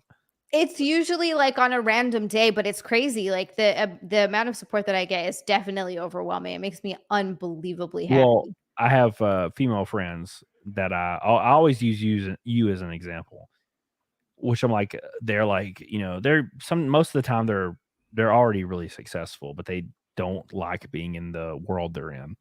I have a few, all my friends are engineers. I don't think there's one friend I have that's not an engineer because I live in Huntsville, Alabama. Where apparently you said there's an engineering school right near, like college right near you, right? Yeah, and it's every single corporation's headquarters is here, like Boeing and Intuitive Research. All these giant companies are here in Huntsville. I mean, NASA. We have a NASA base in Huntsville. That's so cool. There's a lot of engineers, and all these girls are like, I wish I could do what you do. And I'm like, well, I mean, you're hot. You have a great personality. You could do YouTube. If you want my help, I'll help you. But they're always like, I don't know. Like, and I'm like, dude, my friend Zia is killing it. She's nuking it from the fucking orbit. If that's what you want to do, you can do it. You just have to do it. You just have to do it. That's always my advice to anyone. And I feel like I'm still so small and still so new at it. And I haven't really been doing it for that. I've been streaming on Twitch, but Twitch was a colossal, Twitch was frustrating. Oh yeah. Twitch, man, short story. I had 110 average concurrent on Twitch, which is 45 above their recommended for partner. And I hit every other metric out of the damn orbit, and they rejected my partnership application. Yeah, they do that. I talked to somebody within Twitch after this happened, and they rejected it without even looking at it because it was my first time, and they only consider it if it's your second or third time, and they consider it like frat hazing, and they'll actually go to your social media and see how you react and like laugh and cut up about it. They're all a bunch of fucking neckbeards. And I was like, as soon as I learned about that, my happy ass was gone. I was like, fuck Twitch. I'll never even mess it.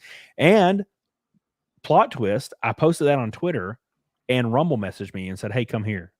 Amazing. Yeah. And I was See? like, and ever since then, Rumble has been kick ass. I can text my Rumble guy literally, and he'll respond within 1 second. That's amazing. They're like normal ass people, just like me, you know? So I'm like, well, I guess I'll stick with Rumble. And I'm 1,000 followers from 20,000 on Rumble already. That's awesome. So yeah. And my first month on Rumble, I made like $3,000, and my 2 months on Twitch with insane viewership, I only made $400. So if that tells you anything right there. No, Twitch was insanely frustrating, and I finally left it. And YouTube has been, and I think I need to just set up a Rumble as well. It's probably a good idea. Oh yeah. But YouTube has like far exceeded my expectations. It's a lot more fun. It's a lot better of a community, and like my community, Twitch community, was fucking awesome, and they came over with me. But I get far less trolls on YouTube than I did on Twitch. Yeah. Like Twitch was way worse for that for some reason. YouTube, you like every once in a while you get a random that comes in, probably because they saw me on Twitter or something like that. But for the most part, it's just so positive. Like it's so nice because it's so positive. And I've actually been able to grow on YouTube in a way that I wasn't on Twitch at all. Yeah. In a lot shorter amount of time. But yeah, I think that's all it is. It's just like I understand taking the plunge for people is scary. Yeah. And just like getting into it. And I put a lot of time and effort into this. So it's like, you know, you got to decide you're going to go for it, and then you got to go for it. Yep. That's it. And I've had this conversation 600 times with people, man. The thing about YouTube, there's no secret. You just have to do it. You have to either upload videos or stream a couple times a week, and something has to be compelling. Like you have to be talking about something that will drive the algorithm or viewership. And you have to do it for a long time with no one watching. Mm-hmm. Eventually it'll just pop off. And when it does pop off, you have to know how to take that shit and run with it. Yeah. I've seen people get 1 million views on a video after like 3 months of them doing YouTube, and they don't capitalize. And I'm like, what are you doing? Like release a video that's exactly about the same thing. Like immediately, as hard as you can, as fast as you can. And they don't. And, I don't know. YouTube is way easier to get going than people think, but everybody holds this viewpoint that they're going to fail and no one's going to watch, and they give up before they ever even start. That's usually what happens, unfortunately. Patrick O'Brien says, I found myself a GT500. Since you're a car guy, can you give the difference between a Ford GT500 and a Shelby? Well, why does one want one or the other? Well, if you're talking about modern, there's a 350R and a 500. The only difference is the 350R has a 5.2 Voodoo naturally aspirated, and the GT500 I'm pretty sure is supercharged.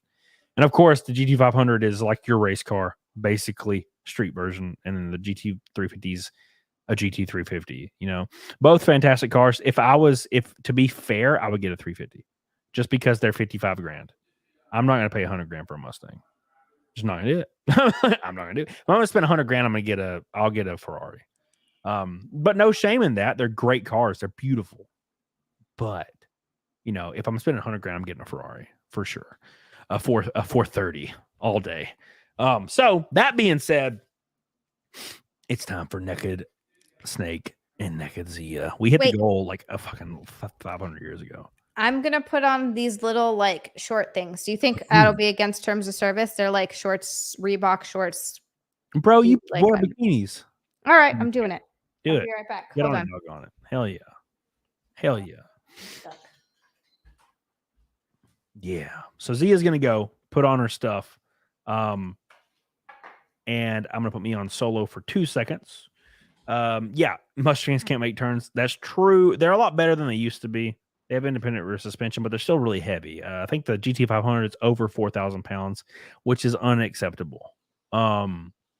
A race car, if you're running around a road course, you can never be over 3,500. 3,600 is max by a mile. My Audi R8 is, I think, 3,500, 3,516 maybe. So like that's kind of your max. My race cars are 3,000. They're 3,000 pounds. So they're even, faster. But then again, my race cars are real bare. They don't have independent rear suspension. They got straight axles. They're like a quite literally a roll cage with a damn shell around it. It's hilarious. So, all right, boys, we're gonna do Naked Snake. Waiting for Zia to get back. We destroyed the goal for the first stream. So we'll definitely continue with that goal for the Saturday night Camel Thoughts with Zia Land. This next Saturday we'll have some pretty intense guests. But I figured the first one we would do just me and Zia. It's been a lot of fun, dude. I'm very thankful to have Zia. I'm very, very thankful that she was interested in doing the show with me. It's been a lot of fun. Thank you all for hanging out with us today. We're 80 likes from the stretch 600. We already killed the like goal. Let's see if we can get to 600. Let's see if we can grow the Camel Thoughts to the stratosphere.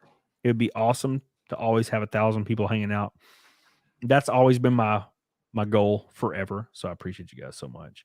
You guys have been insanely supportive. People like Renee Galarza, people like Sonia since day damn one, it seems like now. Master Lions, Krista McGough, Old Giga Death, Eric Liniger, Matthew Fauchin, Vermin Infested. Unbelievable support today. I appreciate you guys so much. We hit every damn goal under the sun. Can't ask for more. I appreciate you guys so much. Let us pull Zia back in. It's time for the... Wait, how many? Is this 211 Naked Snakes in a row? 211 Naked Snakes in a row. I will be doing a 24-hour stream at 250. That's going to be wild. It's gonna be That's going to be awesome. Please tell me you're going to get drunk at some point. So yeah. What? When I'll get drunk? No, well, at the 24-hour stream, maybe not. Because towards the end. It gets brutal. It gets really fucking brutal. Have you ever done a 24-hour stream? No, never. Ugh. It's brutal. You've done it before? I've done one when I hit 100,000 subs. Whew. And oh my God, it was unbelievable. I thought I was going to die. Did you stay up for the full 24 hours? Yeah, I was on stream for 24 hours and 40 minutes. Holy shit. And the only reason I went over is because I wanted to finish the second level in Halo. I played like 8 games straight through. This next 24-hour stream, I'm probably going to space it out, and I'll have like Nick Ricada come on for 3 hours, and then maybe Dick Masterson for 3 hours, and then maybe you for 3 hours, and then maybe somebody, and try to stretch it all the way to 24 hours. And hell yes. See what happens. The overall goal will be like 10 Fight Milks probably. Because, it's a 24-hour stream, right? That'll be how your sustenance. You won't even eat anything. You'll just have Fight Milks all day. That's going to be how I try to get my entire funding for racing for an entire year in one stream, so I can not worry about it. Because it is quite wild. Patrick, I'm in the mountains.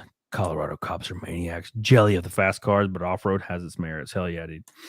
Hell yeah. Thank you guys. And Morris on Rumble says, still here, Figs. I will follow you, Zia, if you make a Rumble account. I only watch Rumble. Also, you will eat rice, but not an apple. Make it make sense. I'm sorry. Rice tastes good. Apples taste like balls. I love. Well, have you ever had like a real like fresh picked apple? Yes, motherfucker.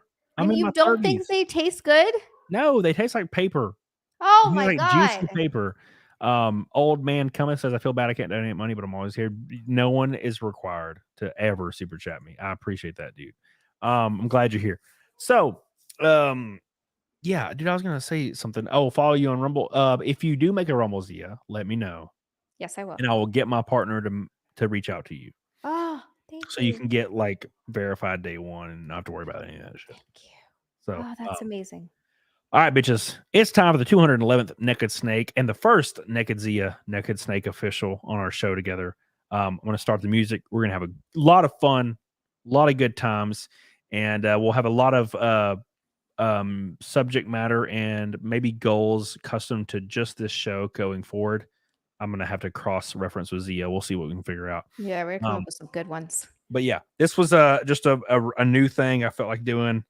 I got the art made for it, and I was like, well, I got to do it now. The art looks great.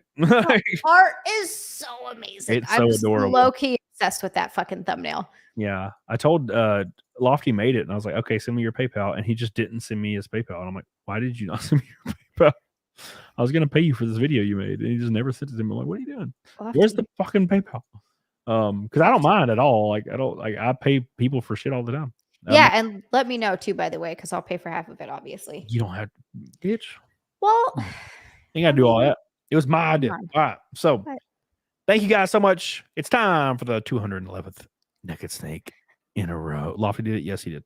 No, not the art. He did the intro. The art was a guy named a no name. His name is literally on Twitter a no name. He did a great job. That fucking art is phenomenal. He also has my end card on all my videos for the last like 6 months. He did the art for that too. So, oh, that's awesome. Because I reached out to him. I was like, hey man, you did a great job. You want to do some more art? And he's like, yeah. And I was like, all right, cool. Just like that. He's like, yeah. Yeah, let me pay you. No, it's all good. I'm like, okay. All right then. Wow. It's time, boys, for Naked Snake. I did a little bit of chest today, so we'll be looking pretty good. Get your blue boys ready. 3 super chats from 50 for the night. Appreciate you guys so much for all your support. It's time. Let's go. Got your Reebok shorts on. Look how adorable. My Reebok shorts. My thighs are looking fucking giant right now. That's a good thing. That's a great thing. I've been working on it. All right, let me pull my headset off and my headband on. I kind of can't wait to cut a little bit. Hate being fluffy. With darkness and silence through the night. Don't get all serious, guys. It's like he's gearing up. I love it. It's like, guys, we have business to take care of. I'm searching. Here we go. I'm melting to you. You ready, Zia? Ready. But you're so supreme. Let's do this.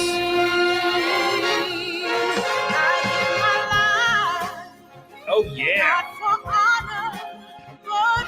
Oh, my God. 210 in a row. Ooh. In my time,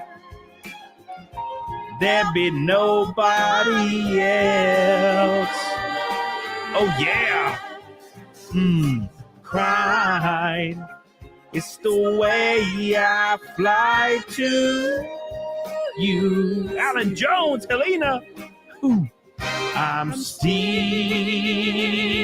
in a dream state. Here we go. You ready, Zia? Hold on. Someday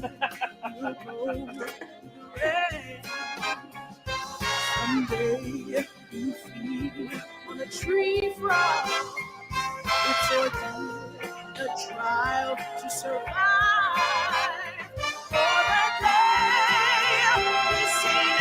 Oh my God. There she goes. Get it here.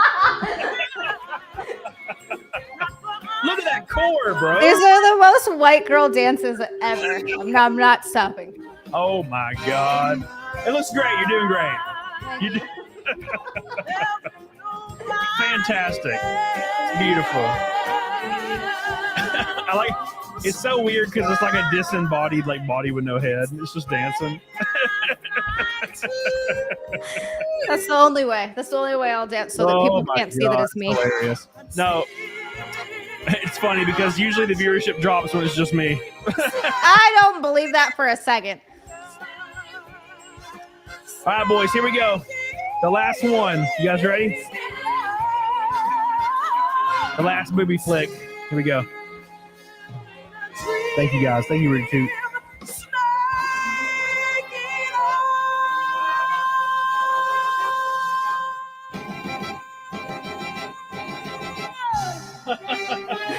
Amazing. You get white girl so dances. Thank you guys so much. I can't believe we did that on the first one. This is so fucking awesome. Yeah, and it was double the normal goal when we destroyed it, so it worked out. You guys are goddamn incredible. Amazing. Goddamn Amazing. incredible. Thank you guys so much. We nuked the goal, but we're 50 likes. from the stretch goal. Oh, I gotta go like it. What the hell, Zia? I fucked up. You don't I even didn't like your it own- yet. God damn. I liked it before it was even scheduled. How'd you do this? I don't know. I messed it up. I don't know why I didn't. Wow. Okay. Don't even like your own show you own. What a That's pretty brutal. jackass. There we go. There we go. Wait, no, it says at 5:45. Wasn't the goal 500? No, well, yeah, I said stretch. Oh, stretch. Yeah. Stretch. Jedi Knight of the Snyder Cult. Thank you. Appreciate that. You know what game I love? Jedi Knight, Jedi Academy. God, what a great game. Thank you. Damn, finally, somebody gave me a compliment over Zia. Yeah. See? Look at those titties. It happens every once in a while. You know, every dog has a day. The sun shines on somebody's ass. What is the phrase? I don't remember. I don't know. Something about, sun and ass. That sounds About right. sons and asses. 46 likes, 35. I can't do the math. I've been drinking. I'm surprised I'm not more smashed, but I did eat some white rice with the soy and the orange sauce. God, it was good. Oh, God, it was good, dude. It was so that sounds delicious. amazing. You know what I made for dinner tonight? What's that? I've been doing all these recipes that are like, because Nick is getting sick of I can eat plain white rice and chicken. I understand that that's not his thing. That's fine. So I've been trying to make things. I've been making different recipes. Tonight I made Chipotle chicken burritos that were 500 calories and 60 grams of protein because I'm still trying to keep it within my own shit. So it's like good. But I made a Chipotle sauce with Chipotle peppers, enchilada sauce, and cottage cheese. And then I blended it up. And that's what I mixed the chicken with non-fat mozzarella cheese and some bacon. And I put in some bacon. It was really good. Man, and I love how we've just started talking about food. I this morning, oh my God, I had some egg whites and probably put put a half a cup of Colby Jack cheese in it, which is way more than you should put in it. And it literally just tastes like mac and cheese. It was so good. I was like, oh my God. Somebody said I had great shoulders. Where is it? I gotta pull it up. You do. Yeah, Justin. Thank you, man. See? Appreciate Look at those. Look at those. What are these? What are these called again? Those are called traps. Traps. Those are your traps. Okay, that's what I thought. So you have some fucking pretty wild traps. Look at those things. Hell yeah. Get on it. Thank you guys so much. Tonight, guys, we are rating the Flashcast. My boys over at Yellow Flash's channel. Give him some love. He's always having awesome shows. I'll come on eventually. It's just dude, after my show on Saturday, I'm always like, man, I gotta eat and I'm black out. And we are 30 likes from 600 boys. Guys, I need you guys to get on it, doggone it. Get on it, doggone it. It's a lot for the first show. I appreciate you guys so much. Make sure you listen to Zia when she tells you where you can follow her at. Oh, yeah. If you guys like me enough that you want to follow me on other things, I'll love you forever. I appreciate all of you. You guys are fucking phenomenal. But it's Zialand pretty much everywhere. Zialand on YouTube, XIALAND, Zialand on OnlyFans, Zialand on Kick, which I'm just started on there recently. I like it so far, but I think I'm liking YouTube a little bit more. But anyway, yes. And yeah, I think that's it. Zia_land on Twitter and Instagram if you want to follow me there. Hell yeah. Sounds good. I will have a new video out in the next day or so about some stuff. I was going to film it today, but I was painting my guest bathroom and I just couldn't get around to it. So that'll be out in the next day or so. So get on it, doggone it. I appreciate you guys so much. We're going to raid Yellow Flash. I love you. I appreciate you. We'll be back next Saturday with Zia for the second episode of Saturday Night Camel Thoughts. I hope you guys join us. Please, if you're not subbed, sub. Put it on your calendars. We're going to be doing it every Saturday with new guests. So get on it. Doggone it. I appreciate you guys. And real quick, just before we get off here, Eric Linegar, Paul Blunt, my boy Neanderthal, Matthew Fauchin with an unbelievable, unrivaled super chat. Can't Eric get over Linegar again. Christoph McGough and Master Lions, Pinks and Red Boys tonight. Insane. And of course, everyone else. I couldn't do it without you. Appreciate you guys. I'll see you guys Monday. Get on it, doggone it. Yeah.